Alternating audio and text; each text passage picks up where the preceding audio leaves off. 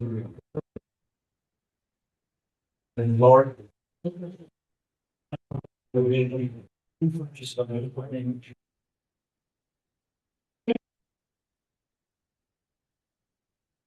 ahead and call this meeting to order. 6:31 p.m. If you would, please stand for the pledge of allegiance. Pledge allegiance to the flag of the United States of America and to the republic which stands one nation under God, indivisible, liberty.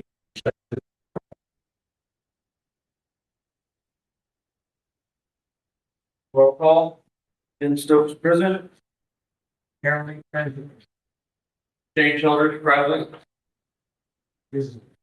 Laura Houston present. Approved meeting minutes for 2/3/26, regular meeting minutes. Approved meeting minutes for 2/3/2026, regular meeting minutes. I will second. All in favor? Aye. Approved claims.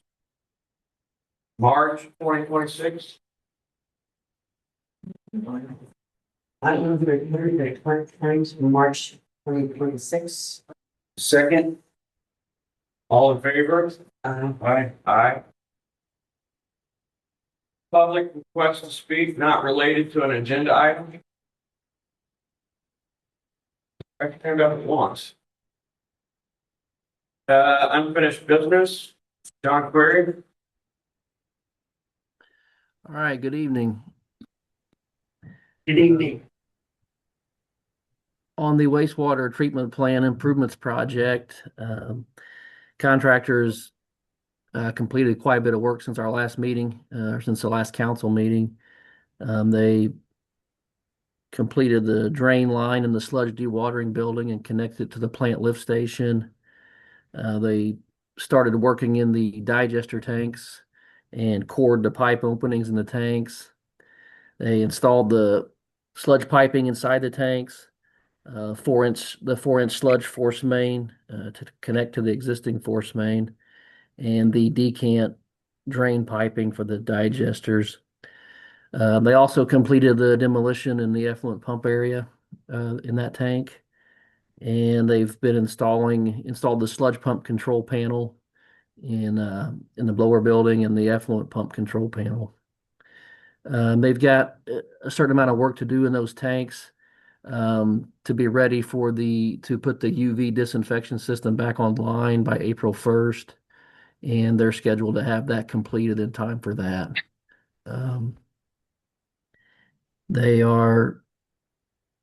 They're tracking on schedule right now for end of May, 1st of June type completion, which was in accordance with their schedule. So,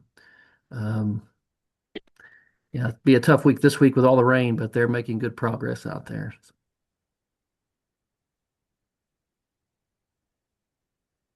Any questions on the wastewater treatment plant? Me.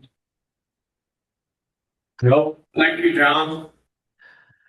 Okay, I can touch on the next agenda item too, the State Road 75 and Lowry Street pay application. So Isaac had sent that yesterday. The contractor PAF is substantially complete with the work. They will have to come back later this spring when conditions dry up to complete the seeding and restoration. But there is a pay app number 4 there for your approval in the amount of $1,187.50.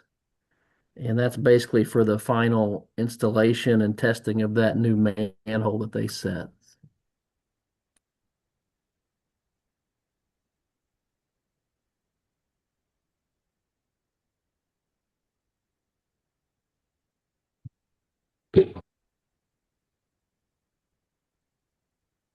That's really all I have on that. So if just that pay application for your consideration.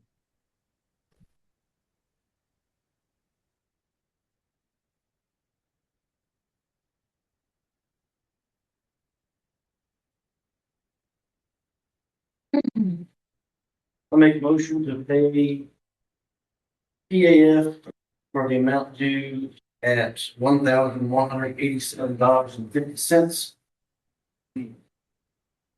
I second. All in favor? Aye. Aye.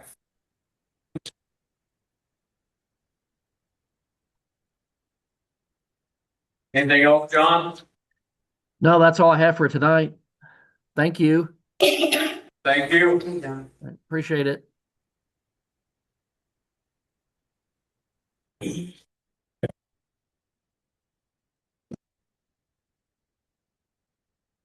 Okay, move on to unfinished or new business. Resolution 2026-03. Water operating to depreciation and investment.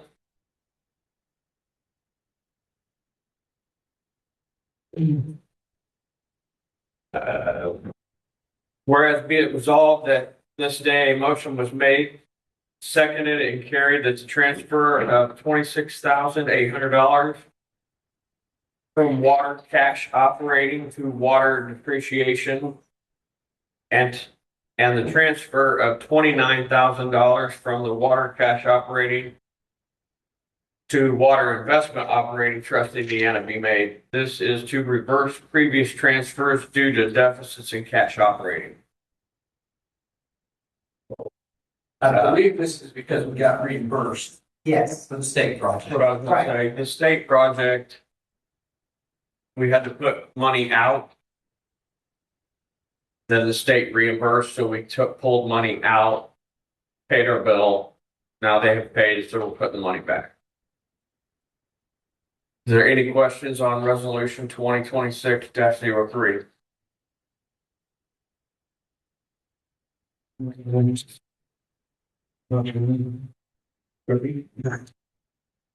Oh, I move to approve the resolution 2026-03 for the water cash operating to water cash depreciating. A second, all in favor? Aye. Aye.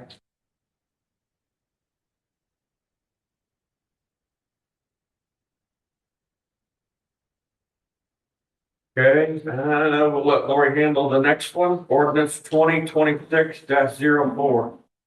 So this is an ordinance that, stops people who ask for of the Public Records Act,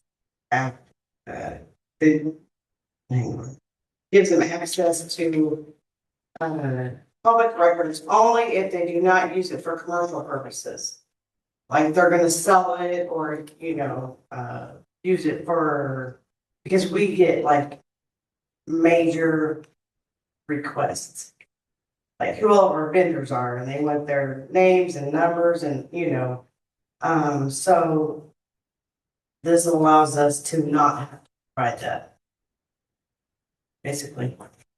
And I just want to say that if Tina calls up here and wants a public records request, this does not apply to Tina. It doesn't apply to any of the residents. This is only for commercialized spam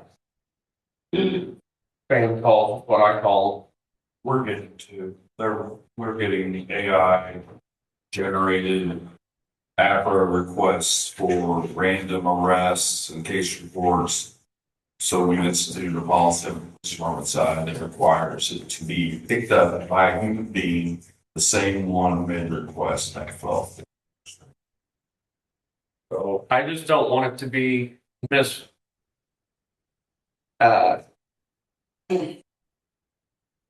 misrepresented that we are trying to deny the public records access. It's commercialization of it. Motion? Can I ask a question? Absolutely. Does this, do many other towns have this kind of resolution or need this kind? Patrick, do you know? Indiana's Access to Public Records Act allows jurisdictions to see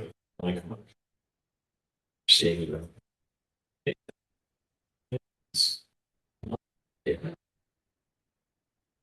what I've seen, probably the most frequent are for like building permits, because they're trying to just collect as much data as they possibly can and, you know, public bidding and things like that, help them for crafting bids on public works projects.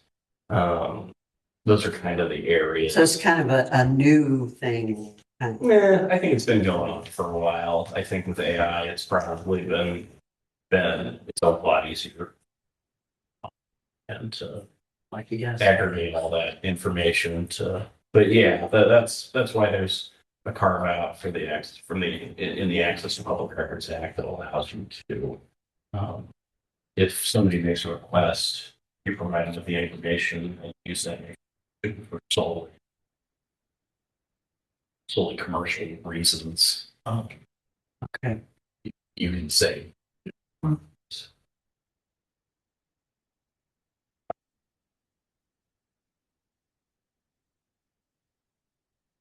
Look from our listserv emails, all the other hundreds of cities and towns in Indiana that we get our emails through. This is being done in lots of them towns this month and next month because the clerk treasurers were all complaining about the phone calls requesting all this information. There was a big long thread on that email of all the towns that were fixing to do this. Is it ever a person or is it a computer call? Can you tell different? Kind of. Either way. Well, I talked to a Fred, or Lori talked to a Fred, and I still think it was a computer. So, like last month, an email was sent out requesting all of the, I think it was the building permit things from November of 2023 till current. You're supposed to do that. And then each clerk treasurer, the different ones had the same email with different names at the bottom, you know. Yeah, so, The other thing to remember on public records requests are that the requests have to be reasonably particular. Yeah. So, I can't, and you know, it's a big continuum of what's clearly not reasonably particular and what is reasonably particular. right, like if I already had a list of every, you know, a list of something that they wanted.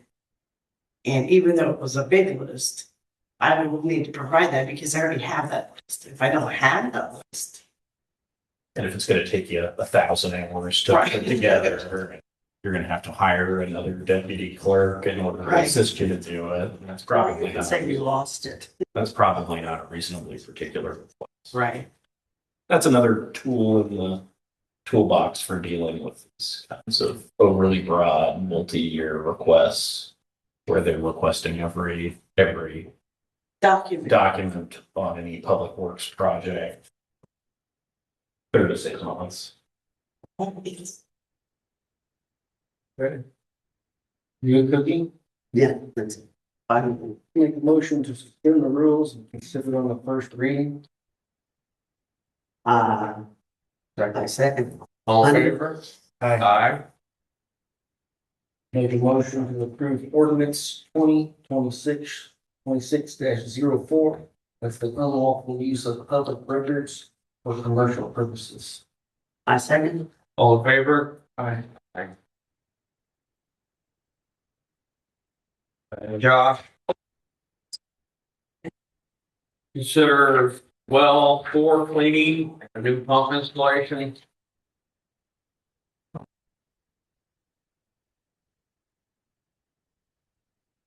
All right, so 5 years ago, when I first came back, to the town, I walked in the project of them having a contract to have well 5 and well 4 cleaned. Well 5 did not, needed an extra cleaning, so we took the money from 4, since it was still producing well within its percentages, and stuck it to well 5. It did not have a lot of money. So we bought 5 more years and now we're down to 40 gallons a minute is all well forward is pumping when it's supposed to be closer to 100. So, I reached out to National Water, who did all the work last time, and to Ortman, who has previously done work with the town of Jamestown as well. I asked them both to go ahead and quote us for doing a cleaning and to go ahead and put a new well in, or well, excuse me, not well, pump in, because we've always had historically an issue with one of the pumps. So we always got into bidding it out for cleaning and then have to come back and ask for money for something to repair the well, the pump itself. So I just went ahead and asked for it out the gate. If it turns out that the pump's good, then we save money. If it, if not, we already know what the cost is going to be. National Water came back with $28,750. I don't know why the ornament wasn't printed out like it is, but the cost was $34,450. Yes. I don't know either.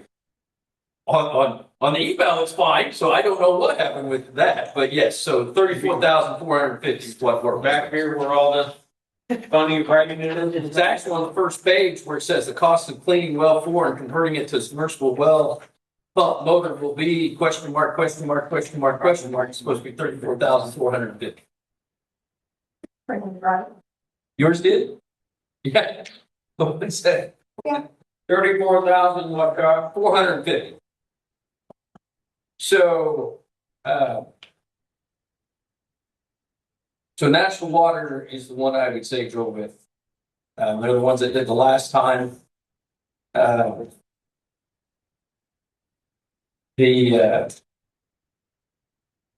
is they're very responsive on everything as well, whereas Ortman took 2 weeks to even give numbers back. So, but National Water is the is cheapest, and they did the like I said, they did all the work last time, so they know what they're doing to put it back in this time because they're pretty much identical ones. Josh, just for curiosity's sake, if we have it done, when it doesn't improve, what's our next course of action?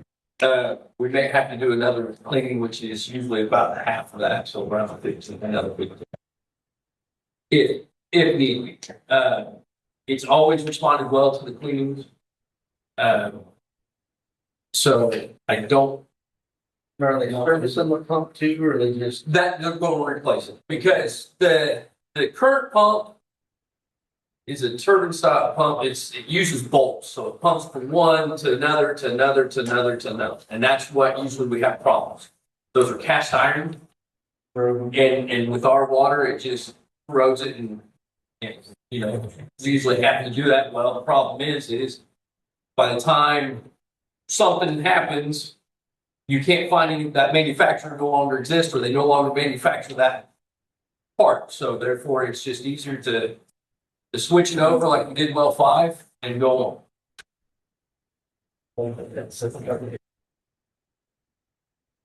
Josh, how much is the testing of the water after? Because it looks like National Water, the town's doing the testing. $25. Okay. Well, I was just. You're right. Was included. Right. They include it like it's going to be something special. No. Okay. All it is a simple back T test. Is all it is. The same thing that anybody does on a well. Okay. So. Their time must be expensive.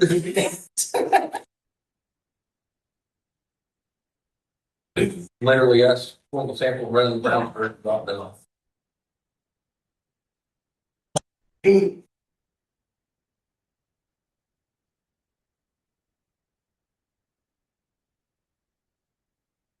Questions?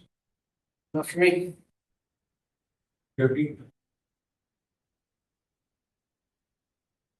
Entertained motion? I move we approve National Water Service quote contingent on vendor agreement with the town of Jamestown. Second. All in favor? Aye. Aye. We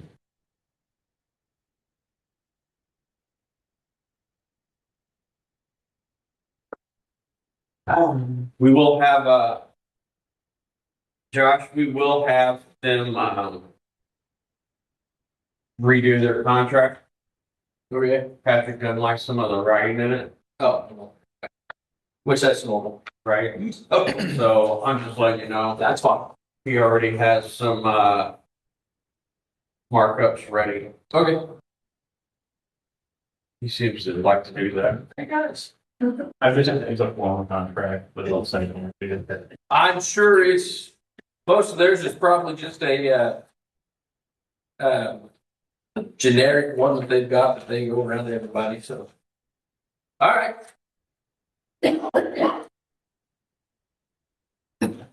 Okay, legal flower planting and watering for 2026. Jason Leibowitz.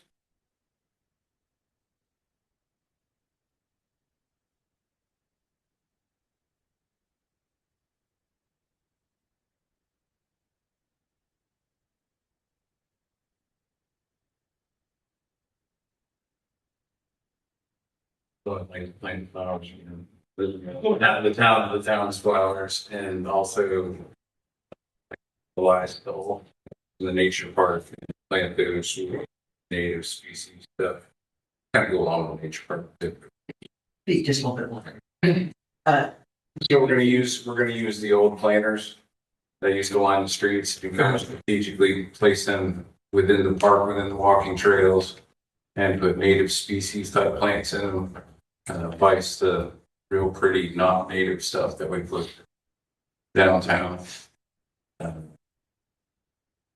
Yeah, this will be, I think, like 40 or 50 or something like that. So I enjoy doing it. Don't mind continue doing it.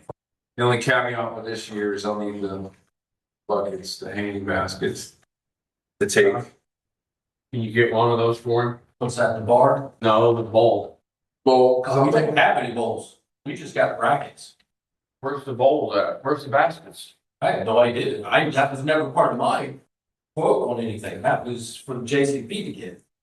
My quote just had hanging, or just had the brackets to hang. So are there frames for the? No, It's just all brackets. I've got is just the arms that they're supposed to be. Okay. That's all I have. There was never a decision made by anybody on a basket itself. So we should have had the baskets and the chains. No. I was under the understanding that was part of it, checking on it. On my quote, that there was nothing like that. It was just built on the back. Okay. Right now, Check on I mean, we've got. Working on until it. next month. What am I gonna do? I'll go back to what the specs said, but I think it was, I want to say the total weight was supposed to be like 50 or 75 pounds per bracket. I will have to go back and revisit that, so that will limit you to tell you what size of bowl you can use. So, Because you have to take the wet soil into consideration on your weight.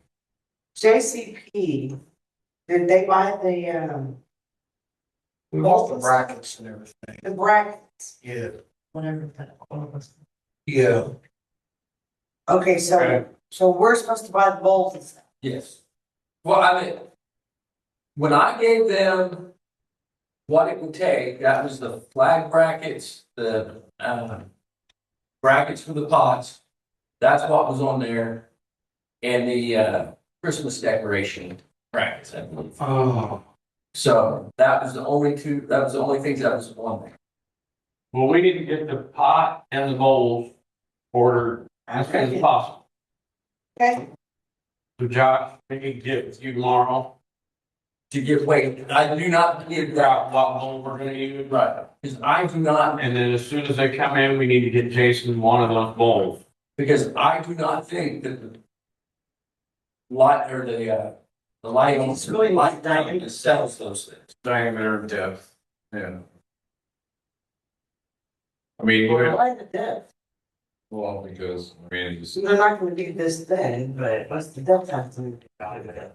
I can't even play with dirt. When I come to you for the, they got need X amount of bags. I can understand him wanting the bucket. I would want the bucket to sit and visualize it, Yeah. think about how you're gonna build it. I plan on taking it up to the nursery with me and sit with the same chick that I've been working with the last few years and be like, hey, what do you think? So. It's just That easier will that way. also depend on what type of flower you put on there because what root system it has. They're. I have no problem with Jason. I think Jason does an awesome job with the flowers. The flowers were probably the prettiest flowers that the town has had in a number of years. This past year, that was interrupted by the sidewalks. Yeah, crushed me. Thing. But those flowers were jamming. They were pretty flowers. Thank you. Okay, so, can you make a motion? You approve it all together? Just approve Jason to do the flowers and the watering. I make a motion to approve flower planting and watering for 2026 through the Parks Department. Well, it's not really a park. Yeah, think of it. Yeah, I'm actually getting separated. He's getting paid for it. I make a motion to consider flower planting and watering for 2026 through Jason Lewis. All in favor? Aye. Thank you. Jason, we will, keep you informed and I will make sure you get a flower pot as soon as the town gets their hands on them. Sweet. Appreciate it. Yeah, I thought we already had. I thought- We need to stop like once. Okay, number 5, a lot of people in town have been asking about this one lately. Consider a date for town spring cleanup, heavy trash. Okay, so the first weekend in April is already taken. Any time after that, Okay. I gotta see that. Does anybody in this room have a preference? See what he's. second week, third week. I would say third week and probably get a little better weather and we'll have a chance to get the stuff out. That's the 25th-ish weekend, right? It's 18. Yeah. I can't move it. 18th is the third Saturday, 25th is the fourth. It's better. Is it? Yeah, 17th. What do you think? Is that 18th, 18th and 20th? Then we ran out of it. Seven. 18th. Jason, is there anything? Well, I guess. There's no week I on was this. doing 18th, first one. Any weekend in April. April 11th is our plan, 11th and 12th. That weekend is our plan. Joe, did you have something?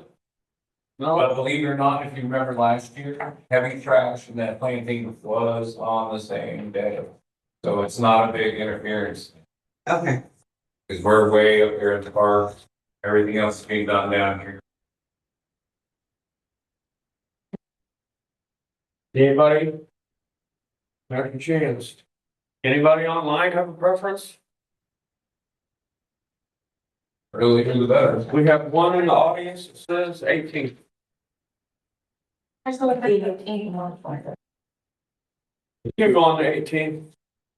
18th is fine. I want to be on the, I'll be on the 18th. Resolution to make the date for town spring cleanup as April 18th, 2026. I second. All in favor? Aye. Well, you have fun with that, Aaron. Is all the 5 million scrappers will be in town tearing the trash piles apart. They pick it clean, man. Usually, mine's Yeah. gone. And then the other 175 people will be hauling it in. Okay. Moving on, review 2025 annual financial report. Lori. It's just for you to review the box item to check. I provided you with it. It's online for anybody that wants to see it. Wait, This is what we're setting that meeting for. State Board of Accounts. at the, well, I get out there, it's just as well. Yeah, no, yeah. Yes, but it just, you know, they require us to. There's legal fee. What did they have to say? Actually, if somebody, has to, after I submit it, they have to go in and say that they have reviewed it. Branded from Crown and Associates with that. So that nothing behind it.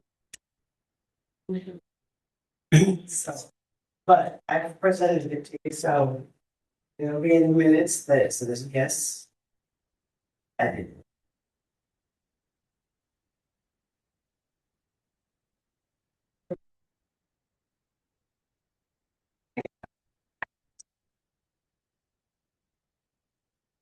Did anybody copy of this? Review, okay, consider Brightspeed fiber internet contract. There's 3 contracts. They're all, 3 years. No, 1, 2, and 3 years. All right.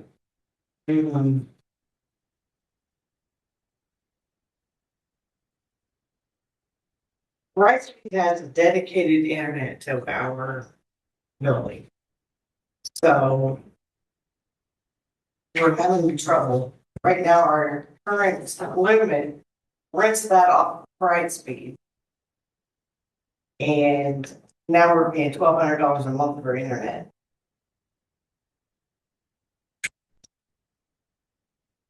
Yeah. So,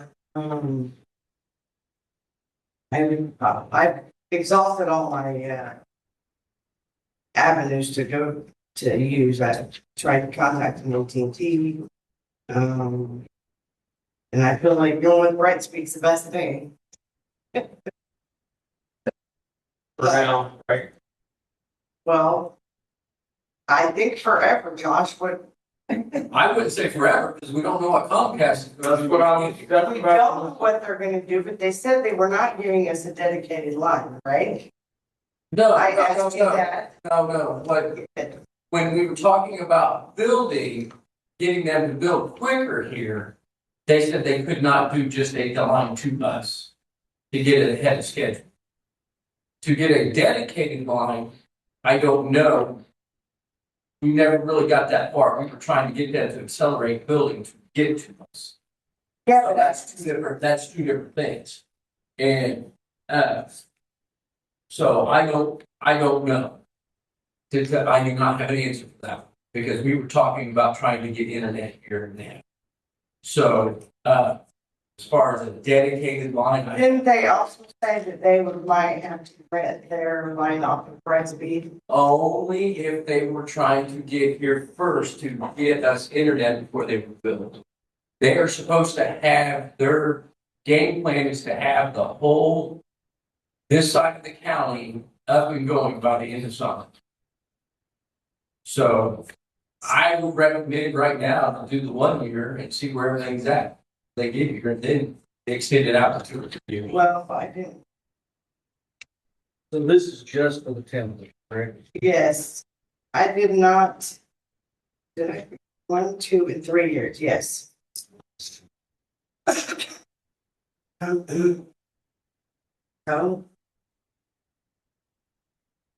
$849 a year. Any one of these is gonna have a $500 upfront setup fee.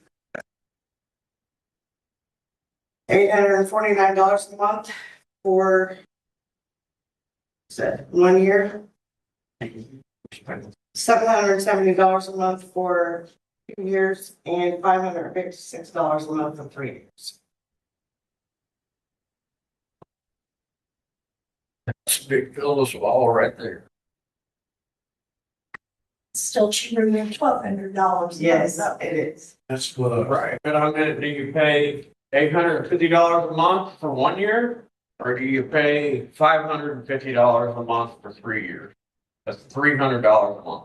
When we don't know what's even gonna, like, if they're even gonna be able to, Embrace it. What's the out on the contract? Is there a 30-day out period on it? I don't even look, I don't read it. She just got it to me right at the end.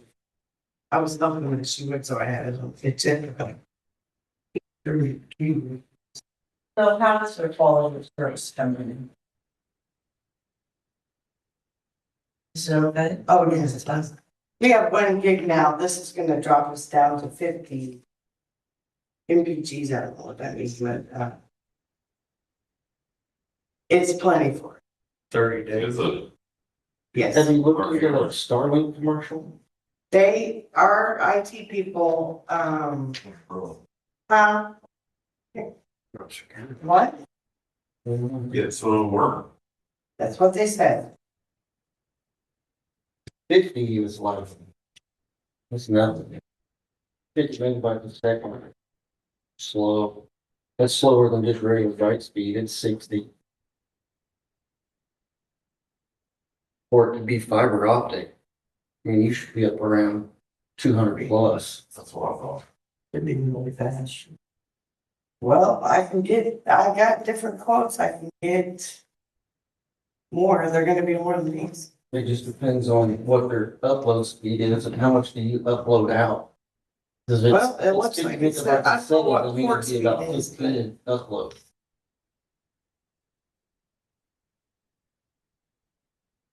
That just seems really low for it to be fiber. Especially when they're gonna cut us in half for more money. Well, it's not for more money. Uh, We're paying $1,200 right now. What's their, how's their service? Do they respond quickly? So it's not like the rest of the town service. In my mind, $841 that could be unlimited, not half of 1 gigabyte. I mean, you probably never use that much, but even not be unlimited for just a lot of money. But eventually, because it's a commercial issue. And FaceTime.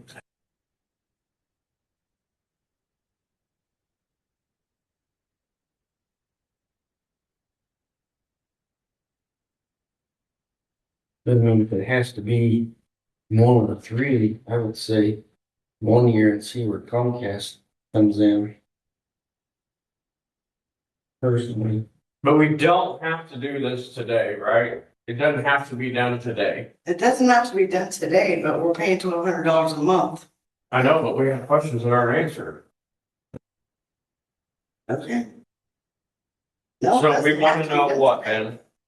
Still waiting on our phone to, we want to know for sure the speed we're getting. Because it's saying 50 M. And that seems. Is that the sub bandwidth? what does MPB mean? megabytes per second. Okay, Is that 100? MB? That's 100 MB. Port speed, up to 100 MB. So that's tolerable, but for fiber optic, it just seems like that should be a lot higher, but maybe I'm off base. Especially when they're just basic. Bright speed plan in town, that's 60. 60, around 60 megabytes, and I think it's about, what, $70 a month, but that's also not commercial.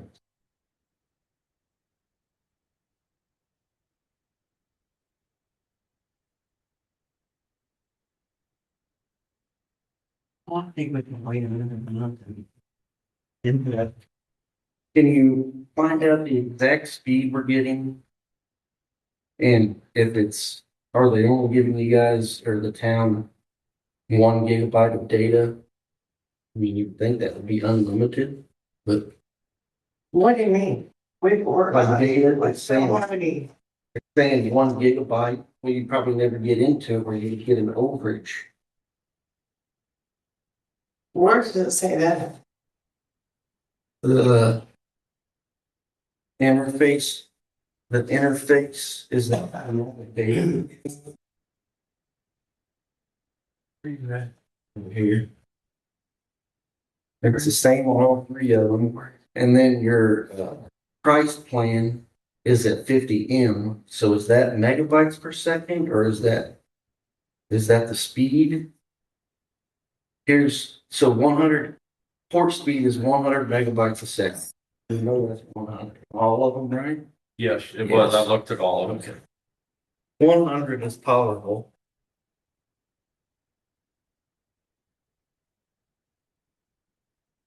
I guess my biggest thing is that unlimited, how much data are they letting you have?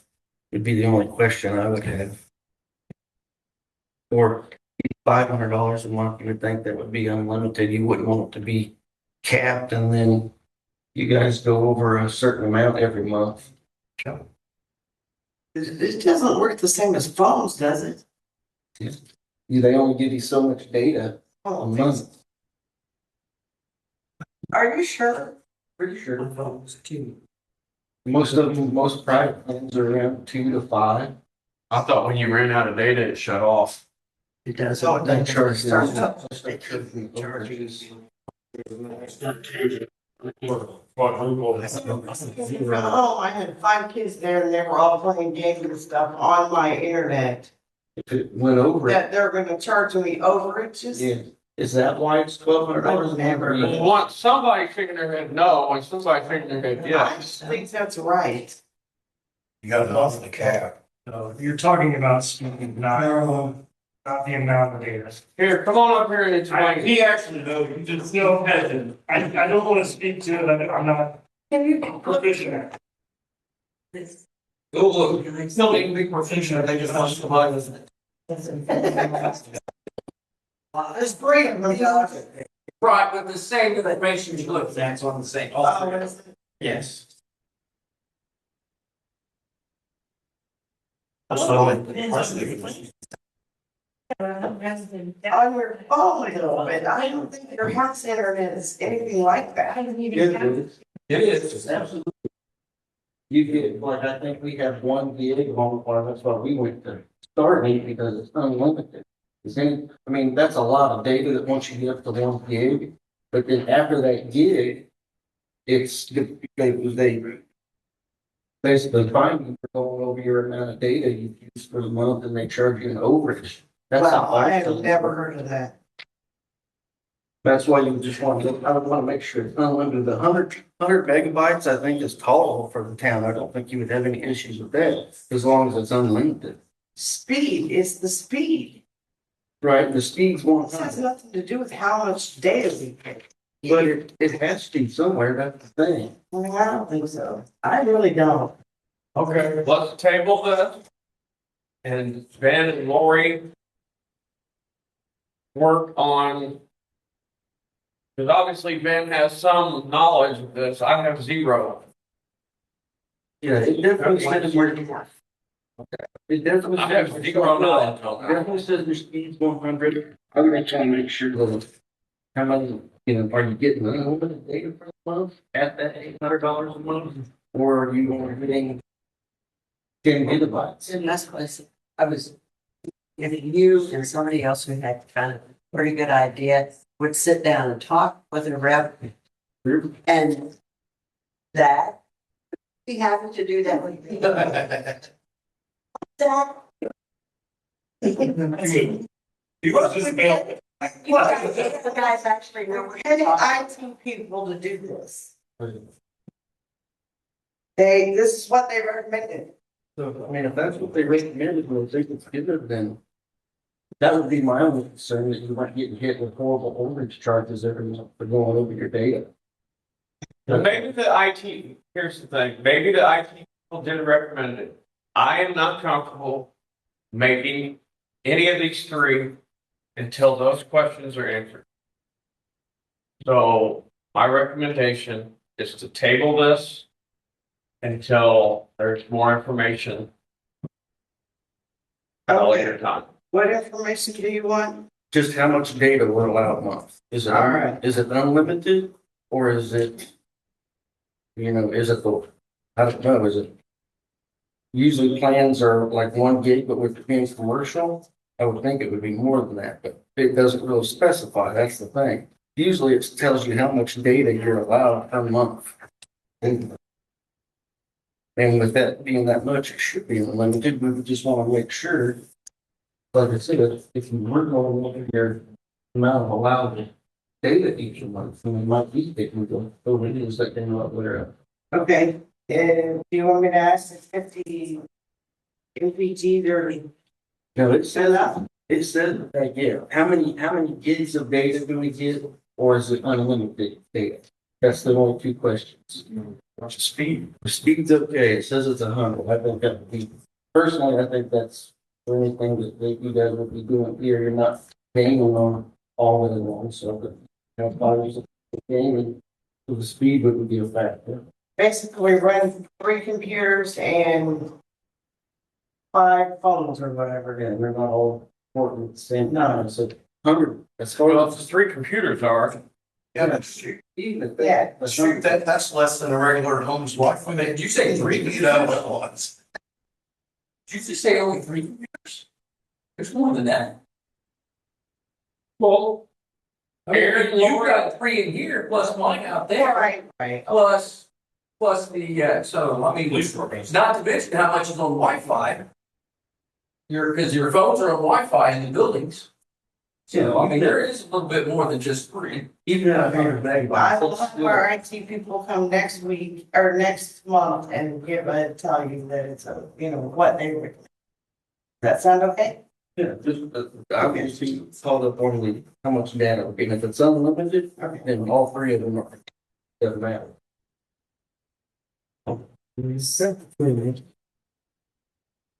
Okay.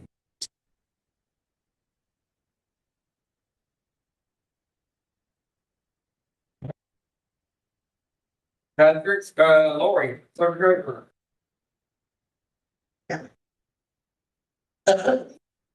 Well, let me go from here. Patrick. Josh.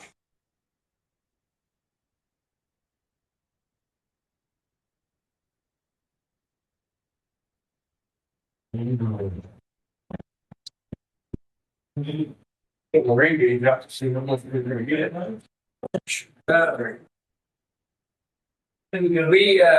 We had a water line issue to Greg Allen's house that we expedited on getting fixed because as we talked last month that it was we'd already been out there 3 times. Well, we had a 4th time shortly after. So we had to spend the money to install the 1-inch line. Then housing addition, they've already they started filling up some of the water mains so they can be chlorinated and start that. They will be pressure testing.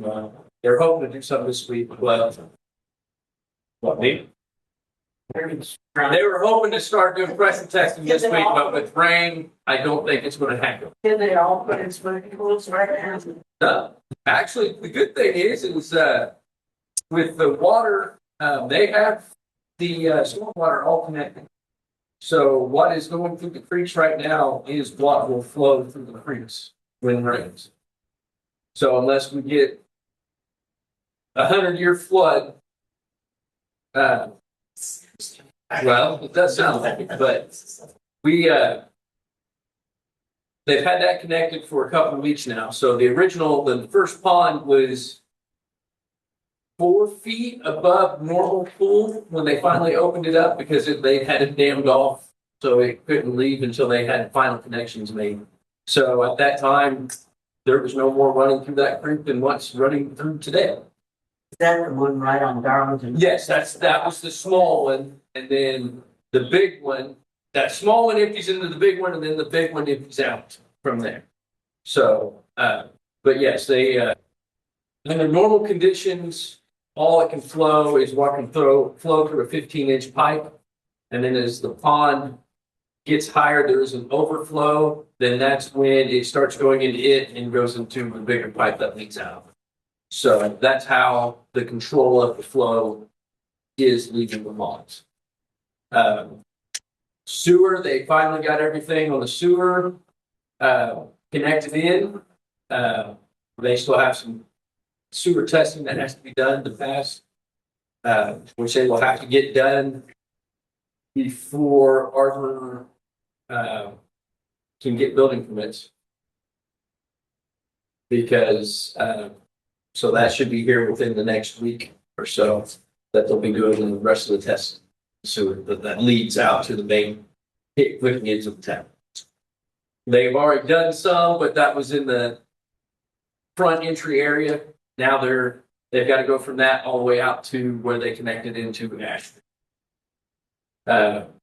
We are looking for here in the next week. IPA should be starting putting in the electric out there. And they right now are currently trying to get the second water line connected in. So they're moving along. I believe talking to Arbor, they're looking towards the end of the month and trying to pull building. So. Right, Matt, you got the email this evening, right? Yes, which I read it while I was sitting back there. I'm going to talk to Deborah because I have a few questions on the infrastructure part of that. What I was gonna say, I want to talk to you about that. Because there's a few, the way the engineer made it sound like they're only wanting to pay for up in that front area to record 14 lots. I have no problem with them recording 14 lots, but the infrastructure expands out more than that 14 lots. Exactly. So therefore, in my eyes, it's got to be all the way to Columbia Street, all the way to, out to Darlington, and then the sewer goes all the way to Ash Street. So, Because that email made it sound like it was just a 3 road. right, Whatever. right.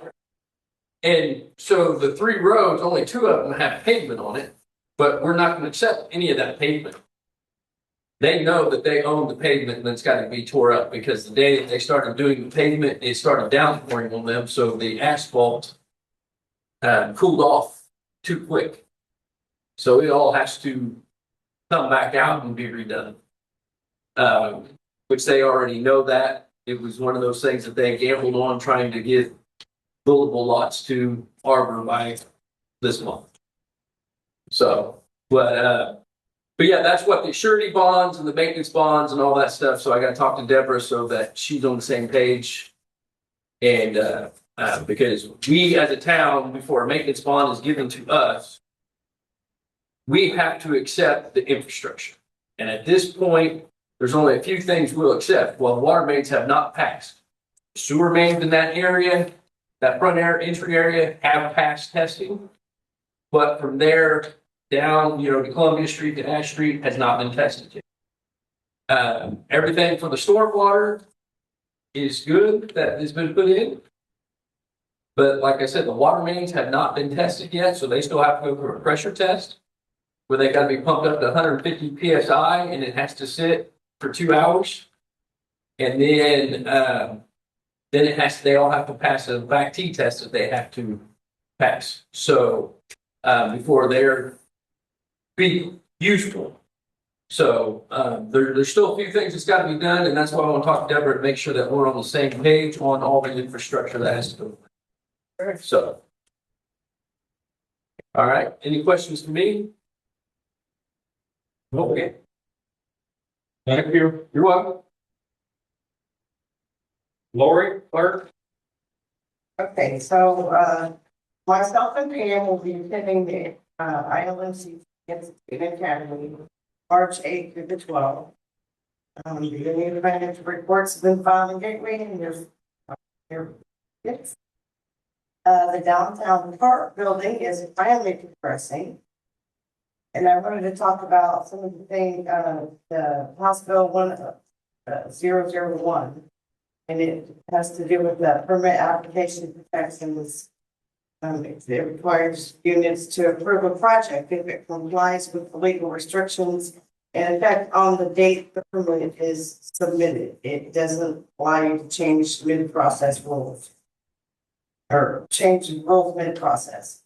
There's restrictions on local fees, so if you, want to increase the fees related to the building approvals and permits, instead of, 90 days, it's 180 days now. And now we are now going to be required, beginning January 1st, 2027, to, report housing status to the Indiana Housing and Community Development Authority. So that's another, report. HB 1048 increases the required annual allowances for volunteer firefighters to $250 for clothing and $250 for automobile use effective July 1st, 2026. This will probably affect our point program next year. That's all I have. Want to affect it good or not good? No, not good. Anything they do never affects us good. Especially we don't know how, you know, property tax money's gonna come in, how many, lit money's gonna be structured.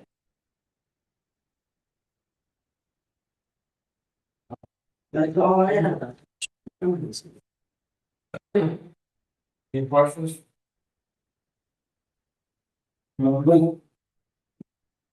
Eric? Evening. It didn't feel like a quiet month, but it seems to have been dramatically anyway. 15 traffic stops, 3 citations issued, 13 road warnings. 1 vehicle impounded. Another impound related to an ordinance violation. We'll get to that in a minute. 2 runs assisting other law enforcement, 2 runs assisting fire and EMS. We had 5 case reports. That math doesn't make sense, but it will. HTV, habitual traffic violator was 1, fraud theft was 1, domestic was 1, others was. We had 2 arrests, 1 was an outright, 1 was served. 1 domestic disturbance, 1 civil disturbance. 1 investigation ongoing, 1 welfare check.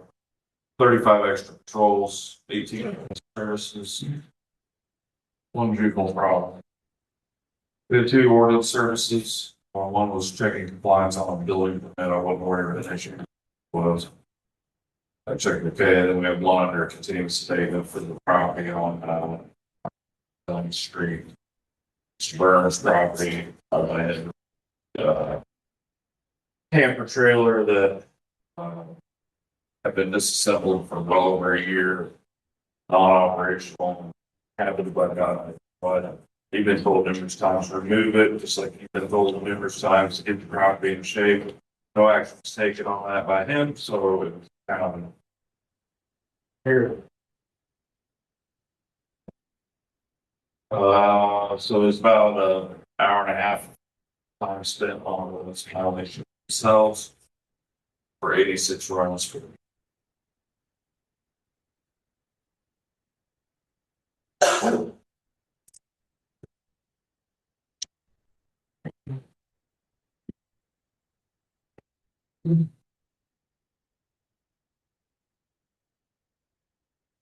Joe? Good evening. February's been not too bad for us. We've been a little busy doing things. As you know, last, I'll just kind of go through here real quick. Of course, I attended the Fire Chief Academy here last week. All these classes kind of consist of local and state government, financial planning, federal labor law, strategic planning, and also personal development. We also went to the state capitol building. I met with some of the leaders there and gained a lot of knowledge and networking with a lot of other fire chiefs throughout the state. I also gained some great resources for myself as well as for the town. So I look forward to sharing those What's next? Next. The cadet program's up and running, doing well. They showed up with some training. Our first meeting is going to be, March 15th. If there are any kids or parents out there that are interested in their kids involved in it, please come to the fire station. We'll get you hooked right up, or you can also email just like in the flyer. We're working on a new sign for the building, sign of the building, top of the fire station up there. The JCP is generously offered to pay for it. We should have that kind of locked away, and we hope to have that up before the bean supper, coming up here and, on May 2nd. Along with that too, I just would request that we have approval for you guys to be able to use the building for the bean supper on May 2nd. And so, still working hard on that, the requirements, for the requirements for ISO. I've been in communication with John Binger. He's given us very positive feedback, direction that we're trending to. We'll be meeting with John in early April. He's got to get back to me on a date. But the town council is encouraging, he actually extended his invitation to you as well. As soon as I get that date with him, I'll let you guys know. You guys are more than welcome to come to the fire station and attend the meeting with him so we can go over what our next part of the process is and what our needs are. Along with that, during the month of April is the big Indiana Fire Department Instructors Conference. They have a very large show down there, usually on Thursdays and Fridays. I have some passes for you guys to be able to go, and I'd like to invite the three of you to come down in April, on April 25th, which is a Saturday. We can kind of walk around and I can kind of show you guys some of the different things that are going on down there. So just get with me and we can definitely walk around together and make it happen if you guys are available. As of last month, we talked about we need to get a couple sets of gear. You guys got a quote for that, which is what gear is going to cost this year. We have after getting some finding, we don't need to buy two. We only need to buy one set of gear, and it's going to be for $4,200 and $4,232 for one active firefighter to get into gear. Just a dollar's a dollar. I don't really care about the dollar. Your thing here, your report, 4232. 4232, yeah. Your EMS, 4231. 4231. I'll have to take a look at that and see where the error was made. It's the quote is correct. This is the one, right? This is for the that should be for bunker pants, bunker pants, coat, helmet, gloves, and hood. So 31 instead of 30. Okay. And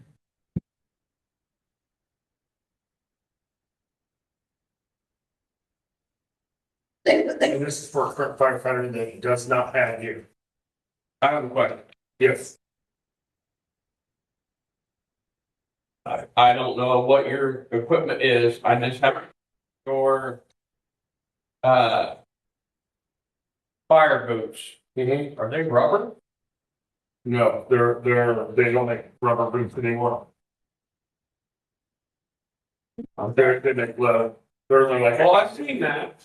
And the reason I was asking is in 2016, when we bought the gear, some of the brass of the fire department got leather boots or had the opportunity to upgrade to a leather boot and they could pay the difference.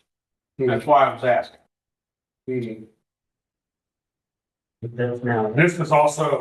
This bid is also off the Indiana Department of Homeland Security bid. It's a statewide bid that they bid every year, so this is literally the cheapest fire gear that follows NFPA standard and also their standard for each firefighter. So if whatever town from here, Advance, North Salem, if they choose to buy this gear, that is the price.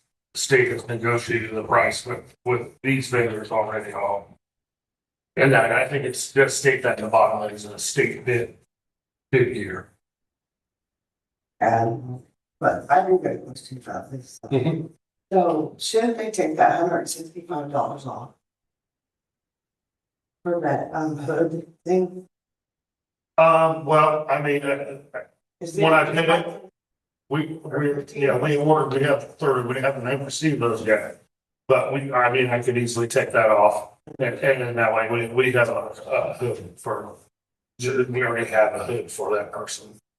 That's what I was looking at. This last month, we approved you to buy all those Yes, that's correct. hoods.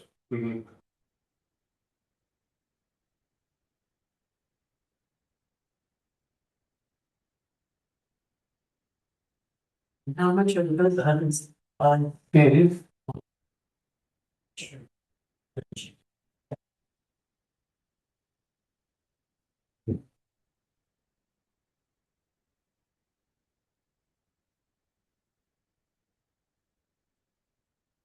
So Joe, you basically just asked them to give you a quote of what it would take to outfit a fire. right? One firefighter, because I have one firefighter that has expired gear, that has no gear, that just come back on, and we need to get him a set to protect. Just one set. And then we'll get into the other stuff here in a minute with the other gear. Because I got lots of questions about that. I mean, I know the town has 30 sets of turnout gear. Plus. We're supposed to have 30. I don't know what's in the closet, but we're supposed to have 30 sets because our roster is 30. But you don't have 30 people. Yeah. So, We don't have anything in the closet.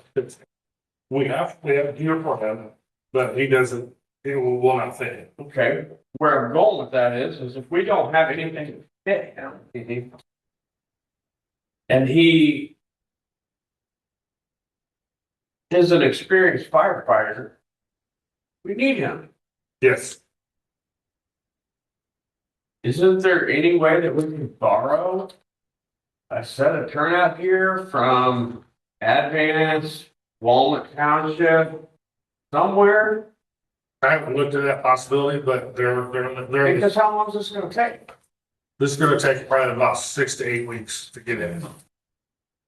That's my question, Joe. Is that the man this is for? Yes, So none of these are him what's that? on the pic, on this list you gave us. Yeah, some of the stuff that he had his old stuff has expired. And he just rejoined, and so I can't put him back in good conscience, put him back in. Part of here. This is yours. Oh, no, that's in a.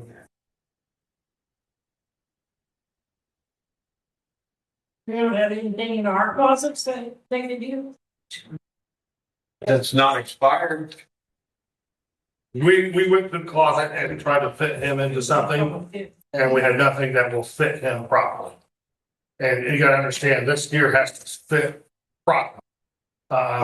And not be too tight and or be too loose. If it's too tight, he can get burnt. If it's too loose, it's too bulky for him, and he could get burnt because of it flapping over. The PPE is the most important thing for a firefighter when he's going into a house that's on fire.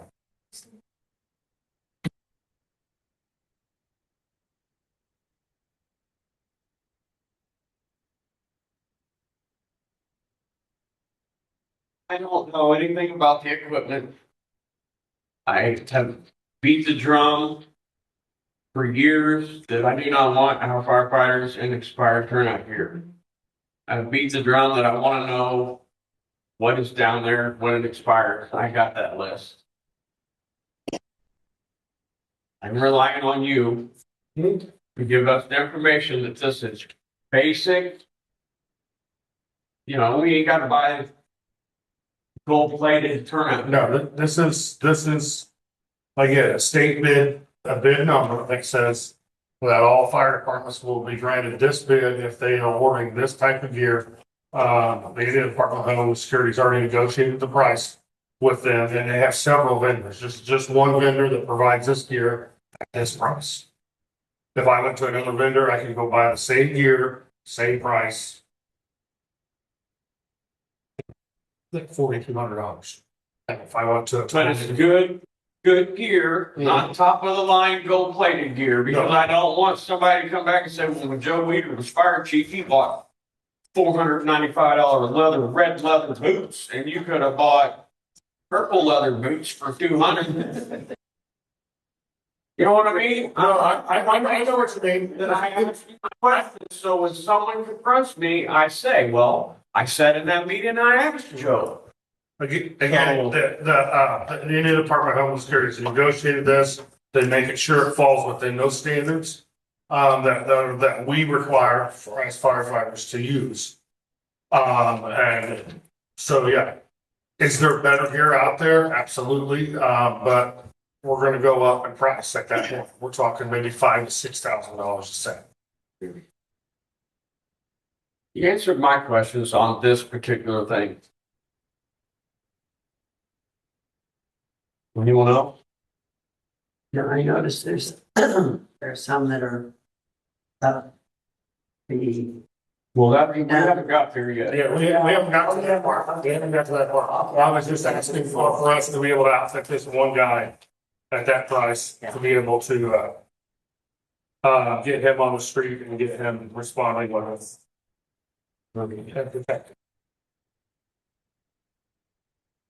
Any motion on that? Minus the 165. Oh, we got. So I'll make a motion. Trust the lawyer. You know, it's not trust the lawyer. I don't know.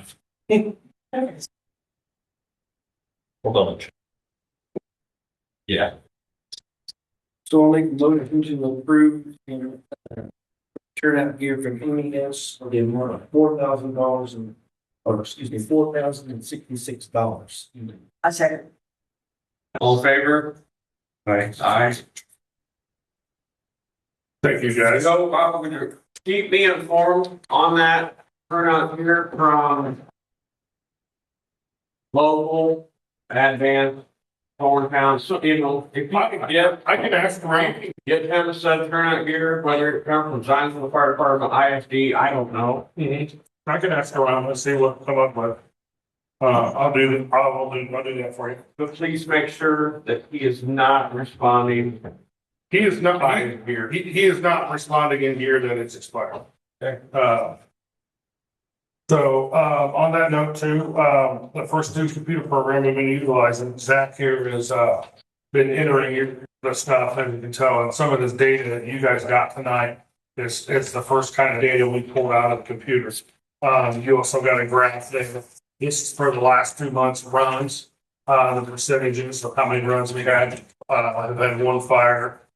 Sorry, I think my glasses down here. But just our total runs between fires, rescues, hazardous calls, service calls, and good intent calls. If there's different data you guys would like on that, just let me know. If you're needing some specific data out of that, whether it be times for runs, how long our trucks, how many times a day the truck went, or what times were more important. There's all kinds of data that we can pull from that. Also with that too, Zach has entered in all of our PPE, which I only gave you a small list. I will say this so it won't be confusing. The list that you guys got is what is going to expire, either by the end of this year or by the end of 2027 is the list that you've got. I have a much larger list here, and I'm willing to share it with you of every piece of personal protective equipment that we have in the building, with manufacturer dates, serial numbers, when it was put in, or basically when it was manufactured and when it will be time to expire. So we can actually look through this and look ahead for the time being. With that being said, as you can see, I have 89 pieces of PPE that is going to expire by the end of 2027. And I have that list, and that's the list that you guys got here. So I basically went through, handed you that list, and put a cost on each piece of personal protective equipment. that is on this list, basically saying that these are the pieces that they're still not expired, but by the end of 2027 in some form or fashion, they will expire and they will be no longer good, which is the year that Shane was talking about earlier, we bought in 2016. To give that a total price to replace is with the quote for 2026. That's, and next year, if we purchase this year, we're looking at, this is the cost. Now, if we go next year, the cost is gonna go up because every year it raises. The total cost to replace the turnout gear for the next 2 years will be $69,388. With that being said, I think, this is something that I'm gonna have to work on, and I think we are gonna have to work on as well to figure out where we can come up with the money to be able to start replacing this gear way sooner than later, instead of waiting until last minute. And like Shane said, we want to be able to replace this before the other gear expires. So, we do have 3 sets on order, which is not included in this. So myself, and 2 other firefighters has gear that we have not included on this list. So basically, again, we're gonna have to come up with a plan of some sort. I think there's probably several options, but I'm sure we can come up with this somehow. What questions do you have for me? Because I know Shane. I love when you ask them, Joe. I do have questions. Thank you for presenting the list. Zach, it's easier for me. I mean, when I look at this, I mean, you got the boots with all your firefighters, your jackets with all your firefighters. Is there any way in your program to do firefighter? So when I look at the first line, it's Joe Weeder, and then it breaks down his there's hat, boot, gloves. Yep. That would be super easy for me. Yeah. I mean, I can finagle my way through this. But here's my thing. You just sat here and you told me that this is 6 to 8 weeks out. This is 2026. 2026, yes. We're in March of 2026, which is 3. January, February, March. 6 to 8 weeks. March, April, May is 8 weeks. And we have 7 pieces of equipment that expire June 1st, 2026. Those have not been brought to my attention. I just found it on a piece of paper. So you should have been here tonight asking for however much money that is, because it takes 8 weeks to get here. In June, their stuff expires. I mean, we're right there at the end of the road. So, you know, I'm looking for your.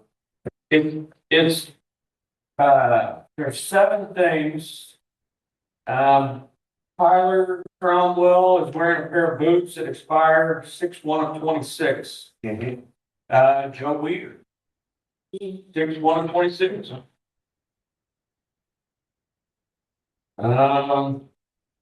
This second page is the one that had 5 of them on it. One of them looks like it's already expired. Bunker Pants Landrum, 2026. No, his is brand new. Sorry, his was from 16 to 26. This has 6 on them. Okay, good job. Cookies already marked them up. Yes. You know, Steve Lake, Sean Mitchell. Joe, I need you to get on that ASAP. You gotta get that in here, and we've gotta get that equipment coming. Shane, do you mind if I say something? Absolutely. I can speak to Joe's gear, Sean's gear, and now Vander's gear, because that's the one you just approved. So those have already been ordered. Or it was Joe's and Sean's have. I can speak to Steve's gear, but we can address that. That's a good possibility. It has an easy fix, actually. So, For Steve. I mean, that is what I initially look at when I look at this, oh my gosh, we have this equipment expiring 6/1 of 6/26. Back to the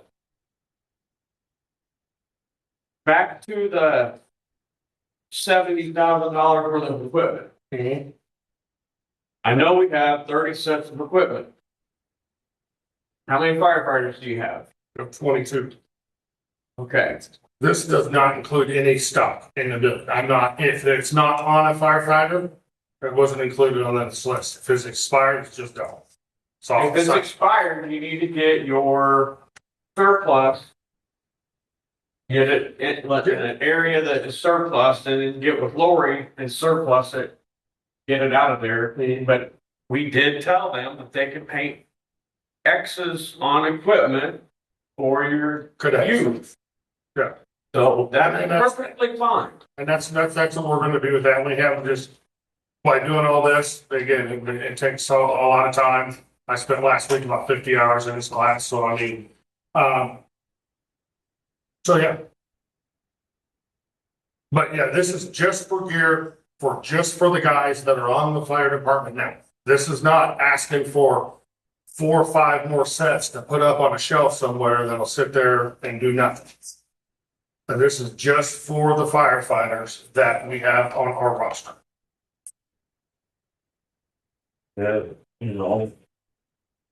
It's just my opinion. I look at this list and I see people that have not stepped foot in our fire station in 2 or 3 years.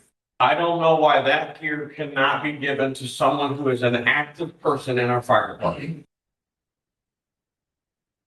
Well, I have to protect everybody that's on the roster. So I have to give them, because they could show up and go on a run. I question why you have people on your roster that didn't even step foot in our building for 3 years. It just costs you money. It costs you money by the $200 clothing allowance, that's going to be $500. It costs you money for, they are a member of your fire department. You have bought them a subscription to your software that is costing you money that you could be spending on $70,000 worth of equipment. You know, I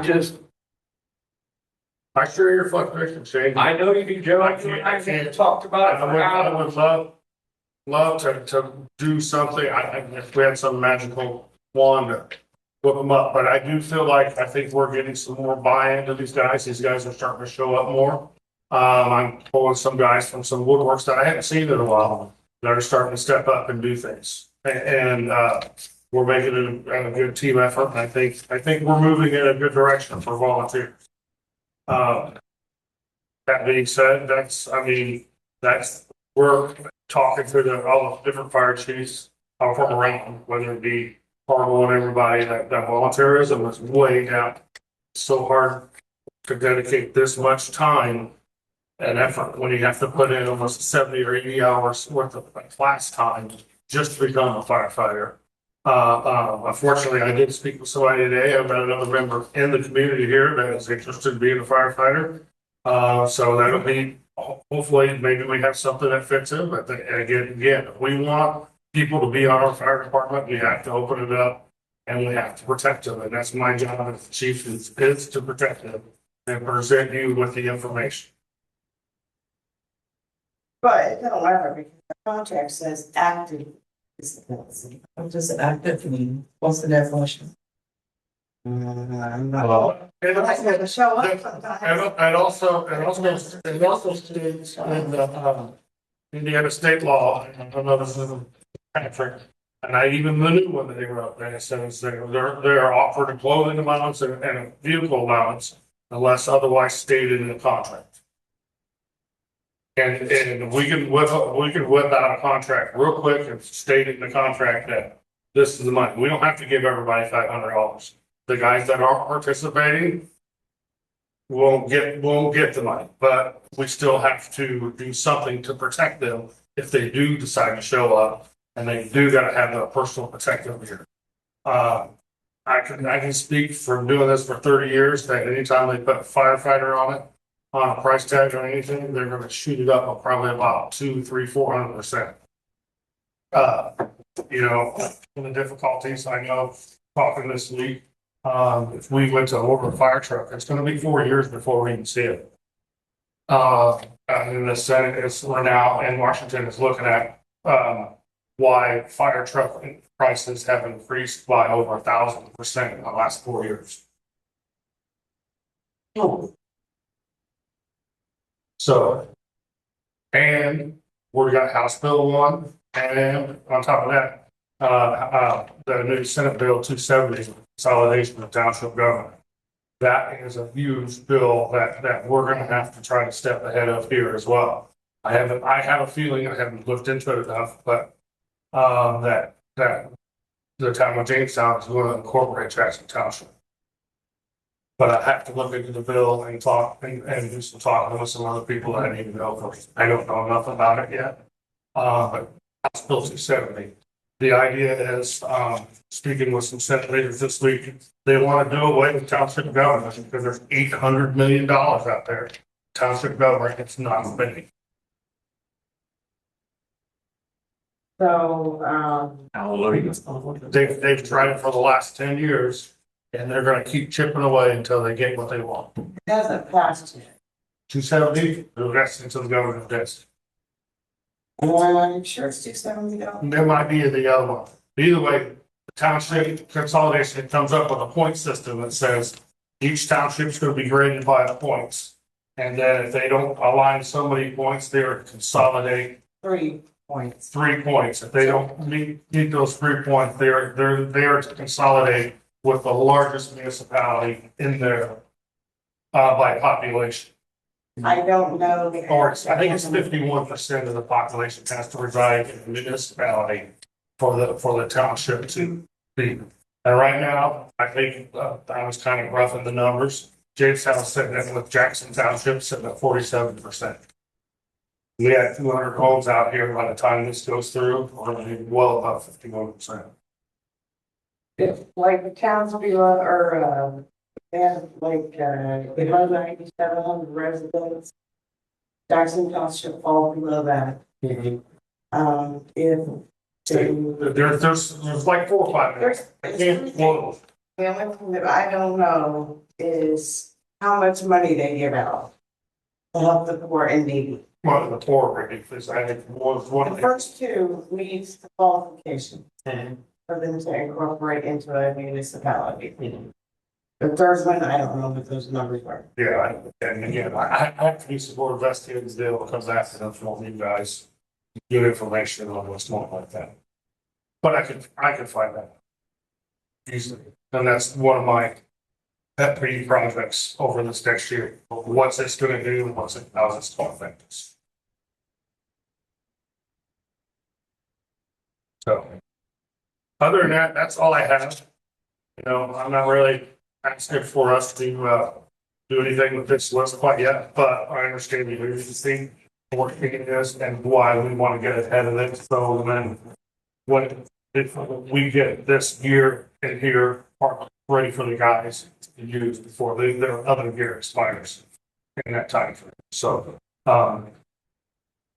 we can, it's up to you unless you guys have some more questions or want to talk about it a little bit more. I just have one thought. Do you guys have like in your bylaws or whatever, do you have stating, you're active or you're not? What's the criteria for being active or not active? I mean, if you're on, what? They have, I want to ask this guy. they have a clause in there of what defines an active member. Yes, we do Yeah, I have thought we did. an active member definition. I don't know, it's not in my head, if there's a participation portion to. There is, it tells you that you have to attend X amount of runs, a certain percentage of the runs, and you have to attend a certain percentage of all the training. And it says the numbers in there. And that was you might be looking off the old bylaws because we just revamped them to incorporate. I don't want anybody to be kicked off by any means, but going forward, is that something to look into? That's something that we can considerably. Encouraged to start doing. to look into and see. That's something I can discuss with the guys to see if we can come up with something together to make something beneficial and say, hey, Just from the standpoint of the towns, things are so stinking expensive. it's huge. It's a huge. Take, but like I said, I don't want anybody to have to, if they do it, then fine, but.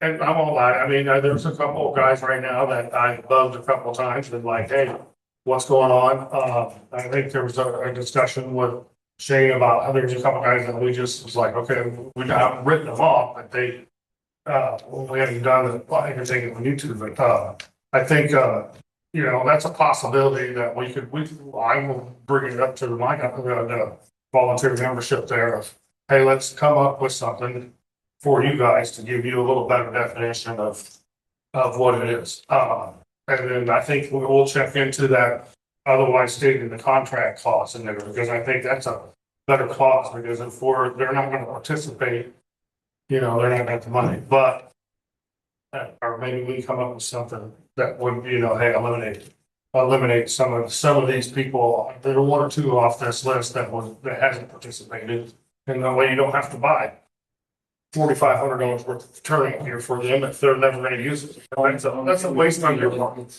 It's expensive. That's a huge waste, Being budget strapped is something to maybe look into going. Yeah, Have you guys uploaded your vitals and anything?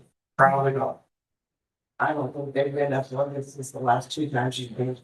I think, Joe, I think that the last time that they were uploaded was Jimmy. Okay. Well, that's something I will look into getting them uploaded and stuff. And just go ahead. Tina had a question. We do. So if you have a firefighter on your roster that you're wanting to get PPE, so it's not expired, but they've not showed up for 3 years. Is there any criteria whereby, say it's me, I'm on there, not showed up for 3 years, but, there's a run, I want to go on it. Can I show up and get my gear to go? Yeah, I mean.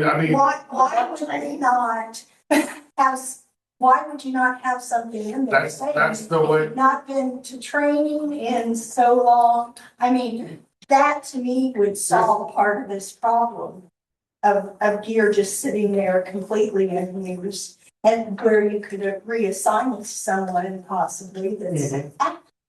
I mean, that just seems common sense. It does very common sense, but the way with volunteers, it's like you can't make them, they're volunteers. No, I understand that, but if you want to. It's very frustrating on my part too, because I've got to sit here and say, I've got to have this money, because if by chance this guy decides to go tonight on a house fire we have, and he picks up his stuff and runs into the building, I mean, I can't put him in danger either, so it's kind of like. But you're putting other firefighters in danger if he is not current on training on equipment and stuff. I mean, it's clear. Just look at how many, just set a date where, okay, they haven't attended anything for say a year, and then put them on notes and send them something like email saying, hey, if you don't do this, then you're gonna be off. At least that way you can let them know. It's that way, The lip service got old. I just have to take it from. Yeah. I mean, that way. And there's a couple on there that will probably get taken care of, so. One of them's a firefighter, and I just lucked out, that's going to present the liability risk if that one instance. But you certainly could have another, I didn't hear this time. I heard it's been a couple of months ago. What's the average turnout every call? Average turnout every call, we've at least had four to five. Yeah, every call. because the last time it was 2. So you got one guy driving a truck and a passenger. Yeah. So if a guy hadn't been there for 5 years and he shows up, you're gonna say, "No, man, don't do that." Yeah, He knows how to operate the truck, he can stand back and do the hoses or whatever. A hand is a hand. yeah, I know, I mean, And like, that's it's all volunteer, they know the risk, that's why they volunteer to do it. absolutely. You know, I understand the new technology and all that stuff coming along, but when we're trying to build, put 300 houses back here, and we got 2 people showing up, they ain't flying. Mhm. That's the thing that we're against.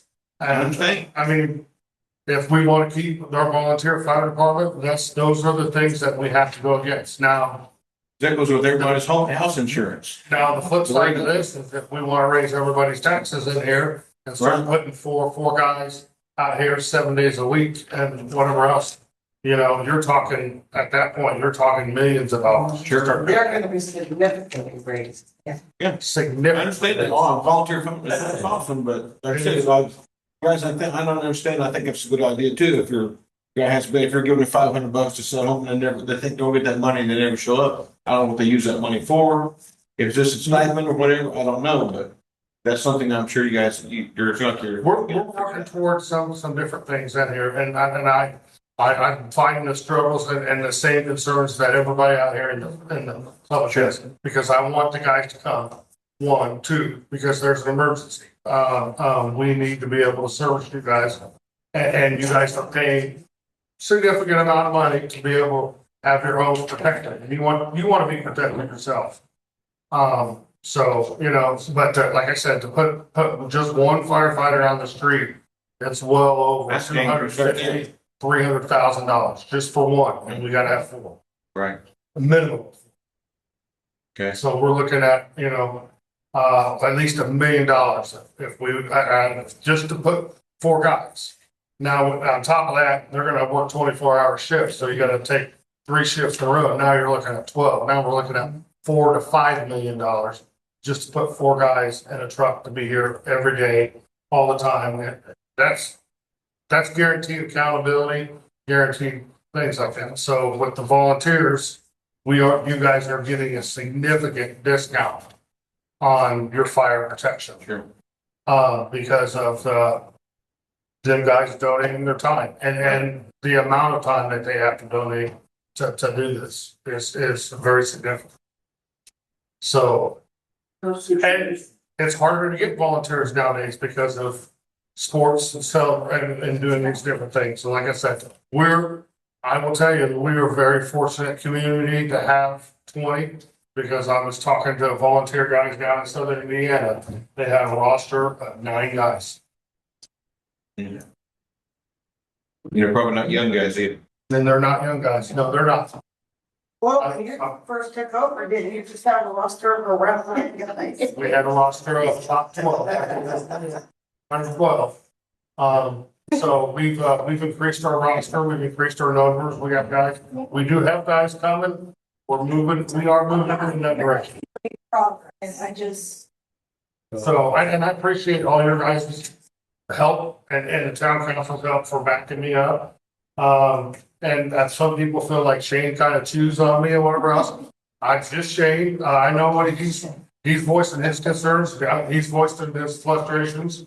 And we're working together to get this done so we can be safe for everybody and protect you. Because once we're safe, we're gonna make you guys safe too. 2 things. Just so you know, it isn't about just getting rid of people.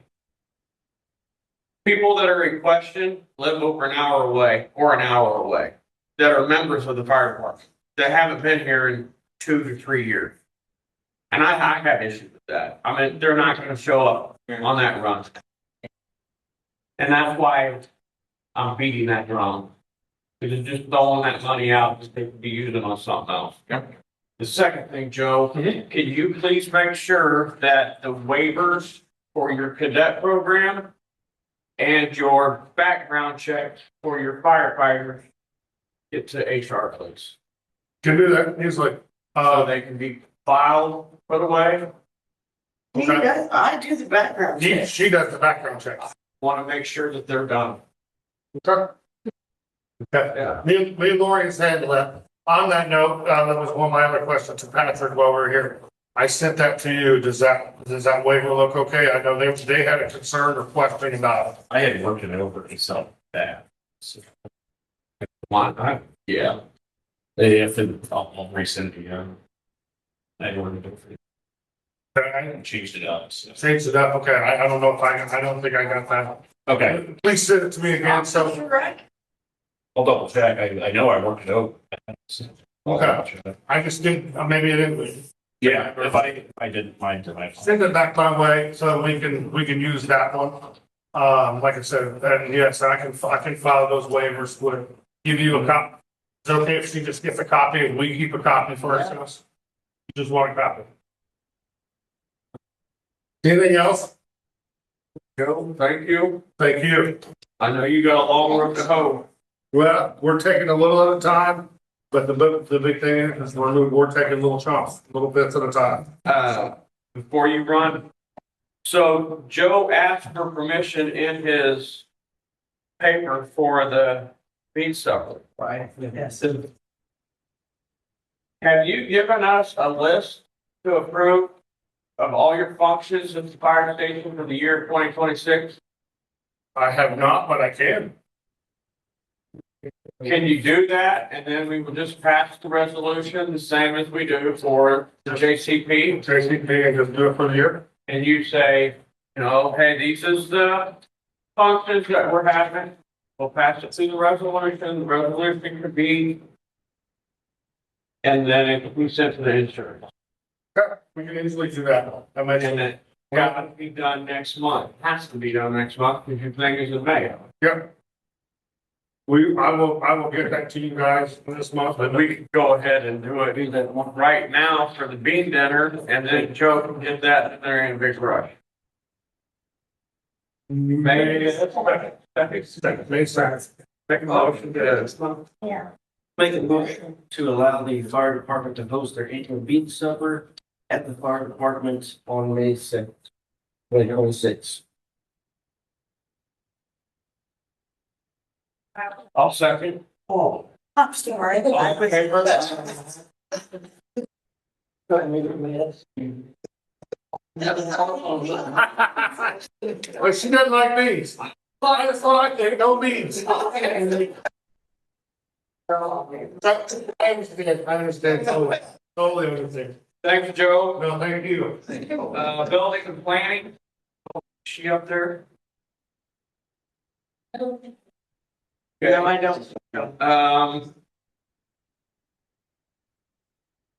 Certificate of occupancy completion. We did one inspection for electrical. And he's had a couple fire alarm code questions. One thing I do want to point out, Knockout Customs. Been 454 days since the application, 278 days since notification of corrections to the owner and the architect. It's been 198 days since the last response from the architect, and we have never received a response from the owner. So I say, the owner has built a new building off of 39 just south of Milledgeville. Well, that's his. I would assume that they are not moving forward. If you remember a few months ago, the inspector asked to have this removed. We asked to talk with Cameron, see where it goes. I have called Cameron twice. I've left voicemails. He has not called me back. And I have even sent an email to him and the architect, and I did not get a response. So I say that we are just going to be out the money we have on this project and to remove it from the pending issues. Are there any questions for building and planning? JCP, Wait a minute, this last one is not on your agenda. I thought it was, but it wasn't. This is the, generator, maintenance. this is getting tabled, correct, Josh? What's that? You're tabling that? I want to table it for another month. I want to explore a couple other companies. Just to keep them, make sure that they're fair. Keeping us on a good price. Yes. You get call Yeah, I'll go. that you're, That we're going to, yeah, that we're going to put it out for bid. okay, We're going to contact Edipar, which Edipar takes care of this yeah, fire station one. So I'm just gonna put it out for bid and see where it comes, and see where we land, so make sure that we're staying honest. Thank you. Yep. JCP,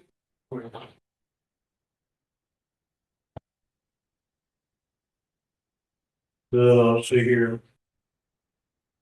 So, the first one, put in an official request, the JCP would like to request the use of the Jamestown Volunteer Fire Department for the 2026 annual fish fry. From last year's turnaround and having at the JFD, we were able to utilize a lower event setup costs, which allowed us to add a significant amount of other events for the children. We would like to request a vote for the approval to use the Jamestown Fire Department. That was August 1st, if I remember correctly.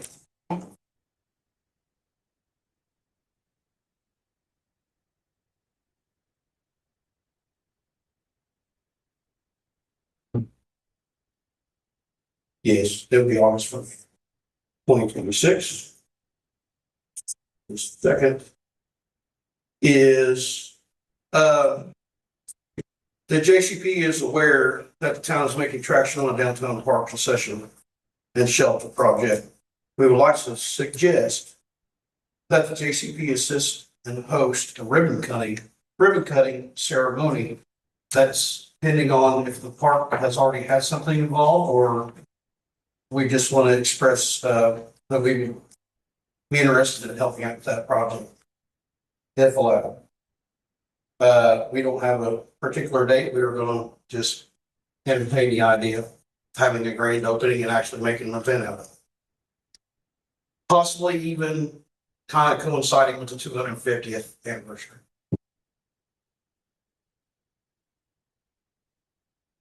So, other than that, that's what I have.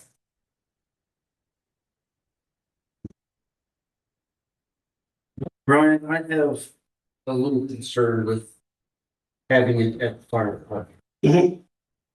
Town's put a lot of money and a lot of effort into getting that downtown building together. I mean, that was one of the main focus. I get the fact that it was a good time, but I just don't know if that's the right thing for the whole reason of.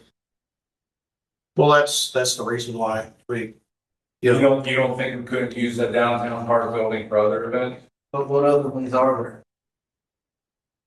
I mean, we're putting a ton of money into the building for the, one of the main focuses was the fish fry. One of the sole times that use it, even if it's just 2 or 3 times, that's a ton of money. The town's put on a lot of time and effort. And personally, I would rather see it downtown. But that's me. well, we have to listen to, what I mean? It's, we've been thinking about that decision for a while, and, it's really up to you guys and the public. So, we were just basing it on the information that we had.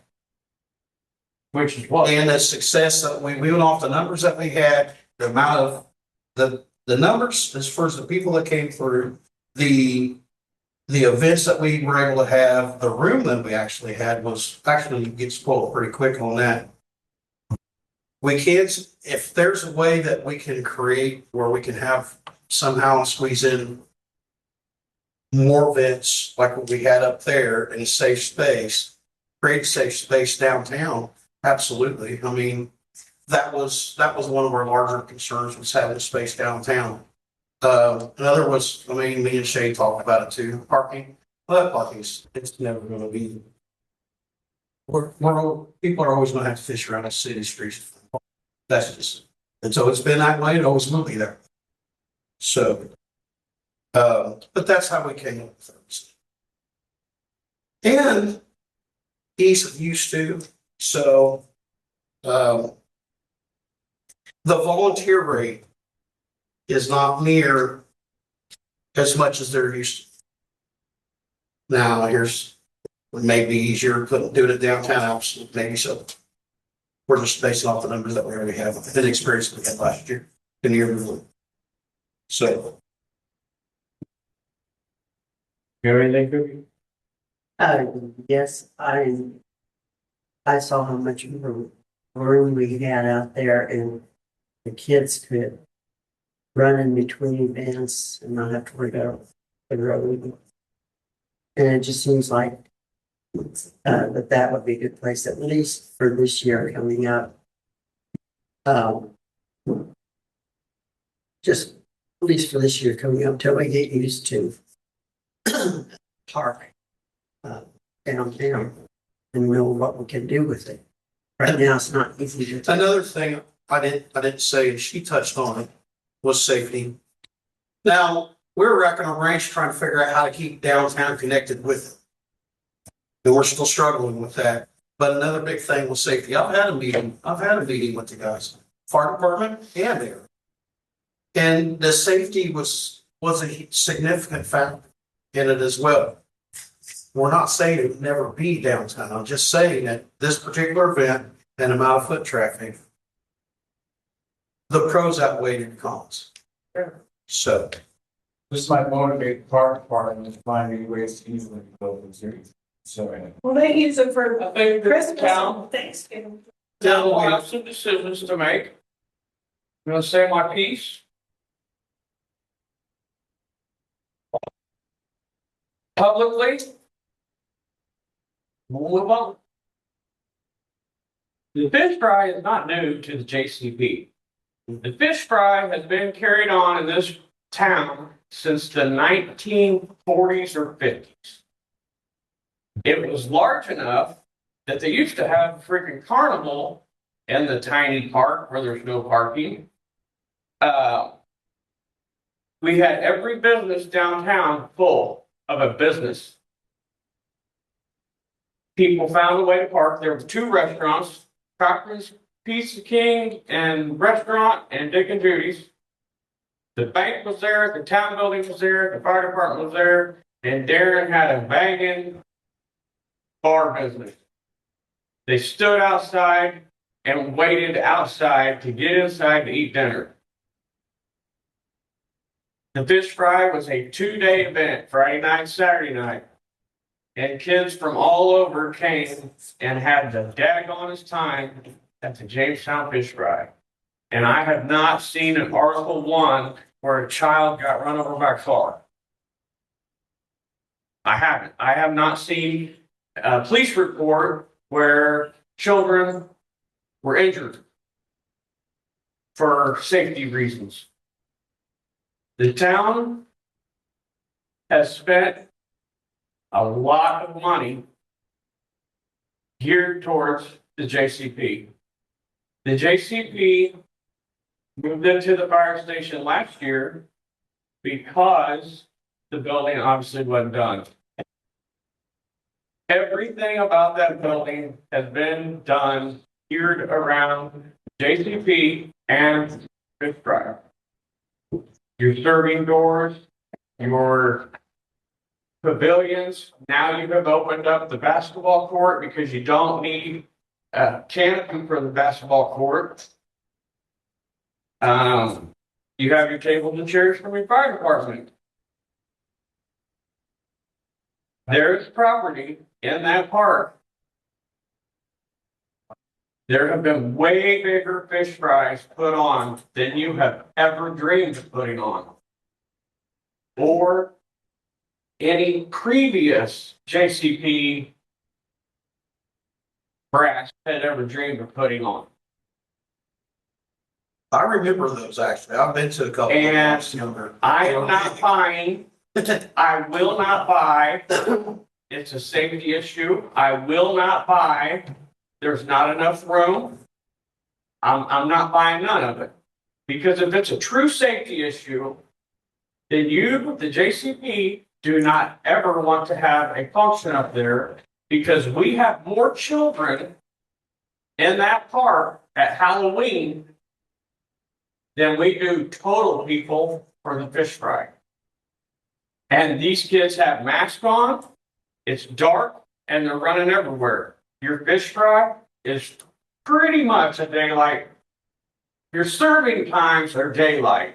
Now, everyone, the volunteers, you're all cleaning up in the dark, but I'm not buying it's a safety issue. I'm not buying that the size of the park. As I shared with you personally, there is a grass lot owned by Nicole Hawkins. Is that right, Josh? Yes. Okay, Nikki Hawkins owns the grass lot in between her house and Les Hawkins' house. Tasha Marshall used to have beautiful Boone. What was the One of those things. baby? Yeah, the beautiful baby The doing. baby contest. Yeah. Oh, we had a beauty. She had the stage put up there. Caldwell brought the stage over. It was in the parking lot of the Giving Tree. No, it was in that grass lot. Yeah, they had the grass lot. Oh, okay. I remember that. We had it. We used to have 3-on-3 basketball at the park. They had volleyball in the grass lot. The 3-on-3 was actually at the IJ, but yes, the volleyball was up there in the grass lot. There is property in the uptown that can be utilized. There was a car show years ago put on by Tutago. Across from the bank and the Giving Tree parking lot, we closed from High Street. Jefferson Street, closed High Street from Jefferson to Main. We closed all of that there in the park. It's feasible to be closed. If you wanted to have a party in the new building for ribbon cutting, all right, we're serving fish in our fish building for the first time. Welcome to the community. You would have done that. I'm not going to sit here and tell your organization where and where they can't have functions. But don't be mad when you're charged rent to use the building. Actually, it is your call where we do the dope. If it's on city property, you do. I am not happy. And we do The that. entire JCP has known that. I understood last year. I do know this, that if it rains, you will not park in the grass at the fire station. It's not gonna get rutted up. I have shared that with you. Mhm. We talked about it last year. We've been trying to come up with a solution for both ends. I don't think that that has been true. You want to have it at the fire station. And you, in my opinion, you make up excuses not to have it there that I can quickly unvalidate because parking, they have parked up there for years, years and years and years, parked and flocked to the downtown. Safety, you have every other function up there. It's been there for years and years and years, and there's never been nothing to happen. I'm not buying the safety, I'm not buying the parking. As I shared with you previously, I don't know what it is, but you come to Jamestown and you want to park right outside the door and walk straight into the building. You go downtown to a Pacers game, you walk from one end of Jamestown clear to the other from your parking spot to get into your football game or your basketball game. Unless you go with Tina Penny. But I'm just saying, I have done both. I mean, Lori and I have walked 14 blocks to go to a motocross race. And by the time you get inside, your ears are froze and your fingers are froze. So, I am disappointed in JCP for not wanting to have the building, to have the fish fry in the building. And that's okay. I agree with you. It's good to have leadership change. Another thing that we got is, we can only hope, but what if the building isn't done? I know, and we, me and you had talked about this. Yes, it will be done. Well, who's to say it isn't? That was another thing. I'm on it. It doesn't matter. It doesn't really matter what I think. It doesn't matter what the JCP thinks. It's up to the town whether we have permission to hold an event at that particular place at that particular time. I do know that the JCP members and the volunteers, it was easier to have it at the fire department. That was another consideration. Other than that, you've already knocked down everything else, so. And we have, thank goodness that FDIC, they came in big on volunteers, very nice. So, we did the best we can, we still do. But there's a lot of changes, including you guys in the town, so we just try to keep up. Good. Well, if I'm made to vote, I will vote no to have it at the fire station.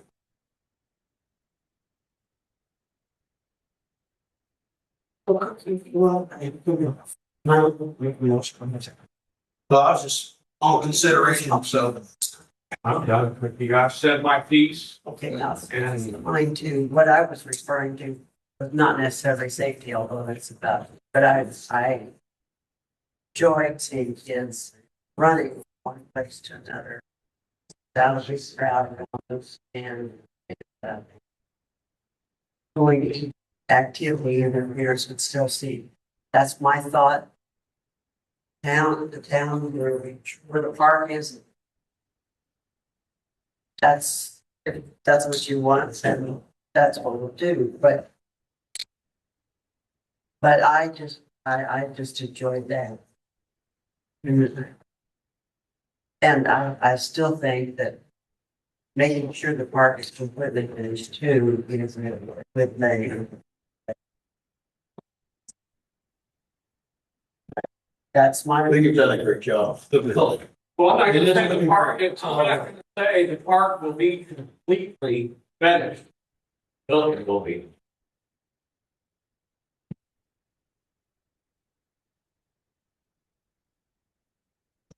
I know we got water fountains put up there, we got flagpoles put up there. Lots of things. Really long to do up there. Where was it going? There hasn't been a motion. I'm not gonna get to know that. He's not going to do motion. You better give the motion so you can say no. Got it. I make a motion that we plan this year's JCP fish fry in with the fire department. Is there a second? There is no second. The motion will die. Good enough.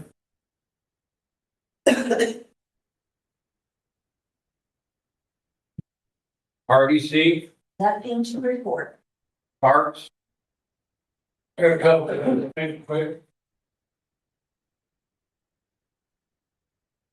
One quick question, what do we spend on that building down there?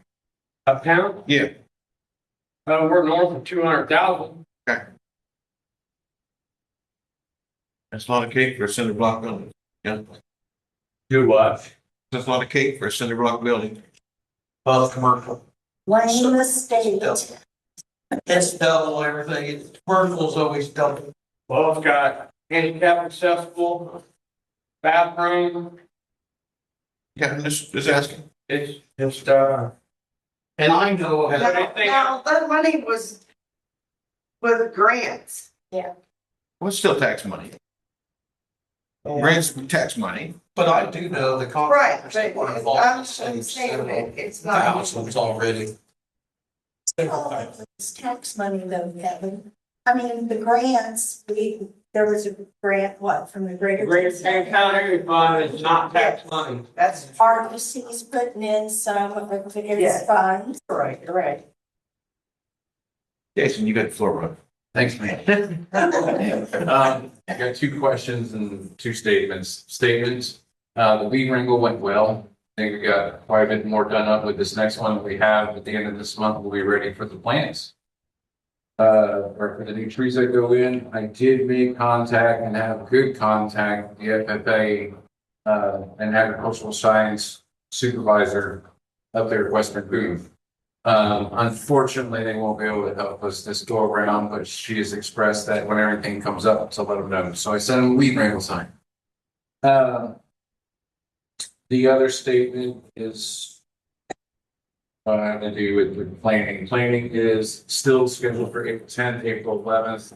Should have some FDIC support on the 10th. Should I try West support 10th, and on the 11th, it'll be just whoever be able to do it. Two questions I have.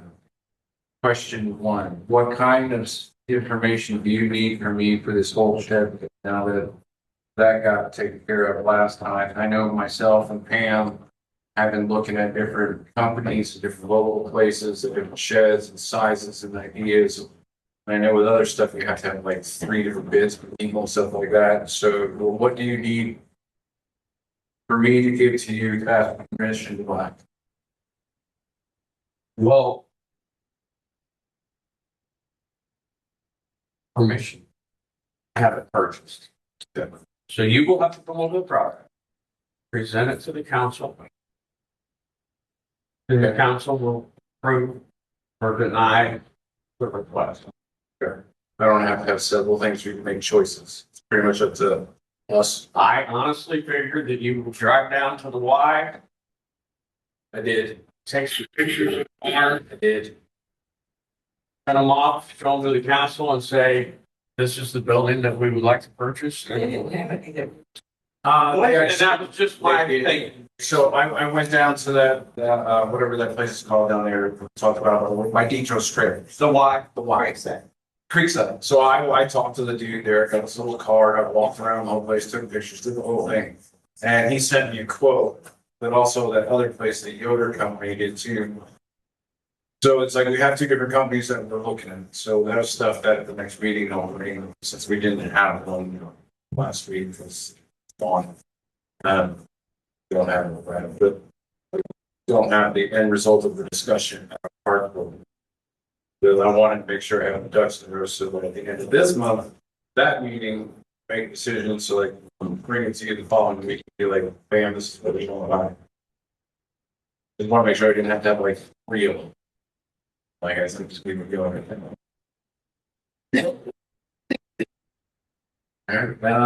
The other question. Don't want to hold your feet to the fire and gonna, because I know we start getting on soon. If we're gonna have any type of vendors that serve adult beverages, so either the fish fry or the cider festival, I have to get some of them, at least one of them I know, but it stays pretty booked on the books, so I'll need an application. Curious where we were at on that one. Oh, I've got some applications. Just didn't, because of the meeting, maybe I don't have one type of scenario. So good. Okay. Well, no, I don't have your. No, I don't need it. I need the actual application. I just didn't know if there's something that we as a department would have to talk about first, but they got it, just even if it was even written, even started. So. I do have one thing, Jason. Yeah. Voice my opinion about the JCP. I'm gonna voice my opinion about the park board. I think it is imperative that we focus on the businesses that we have in this town. And if we can buy something from one of these businesses, we should purchase it from a local business. Okay. Now, do I shop every single day in our downtown district? No. But I eat at one of those restaurants a couple times a week, every week. And Mexican today for lunch.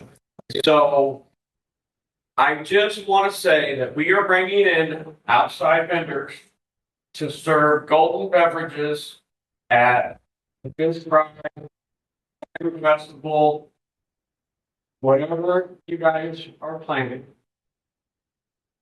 Jonathan and Laura have been on us since they came here. They've owned Chabela's.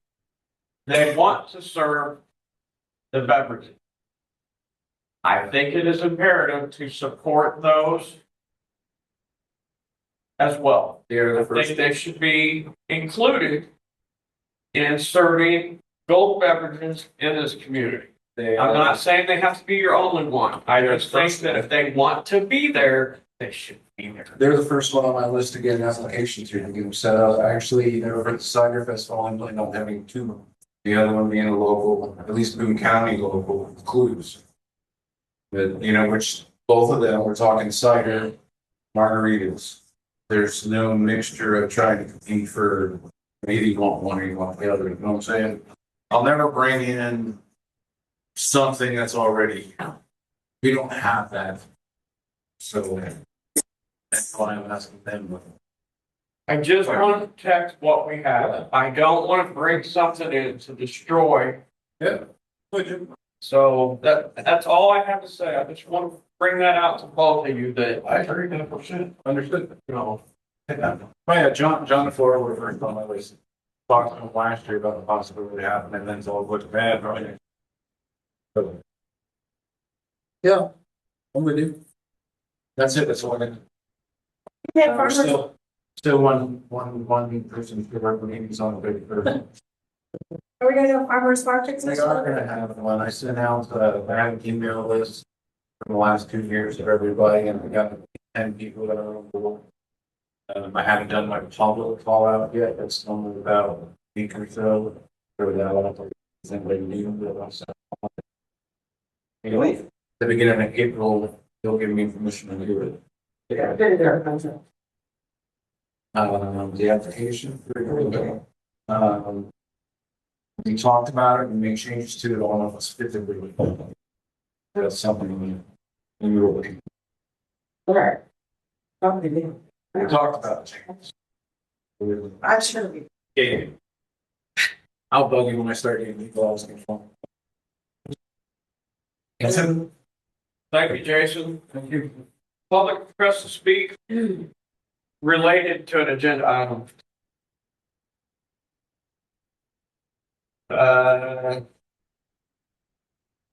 Park board, as Jason said, still looking for one appointment. The RDC meets March 12th at 6:30. The park board meet.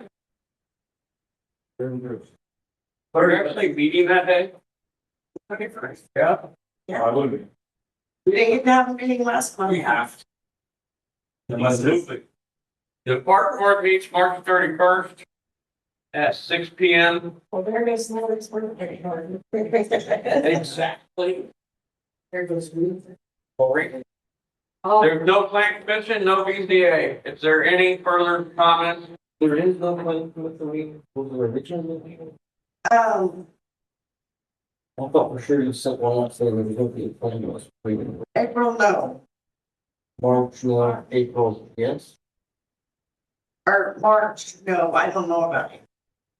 Yeah, April was a maybe. Right, because we have the new, those new bills that.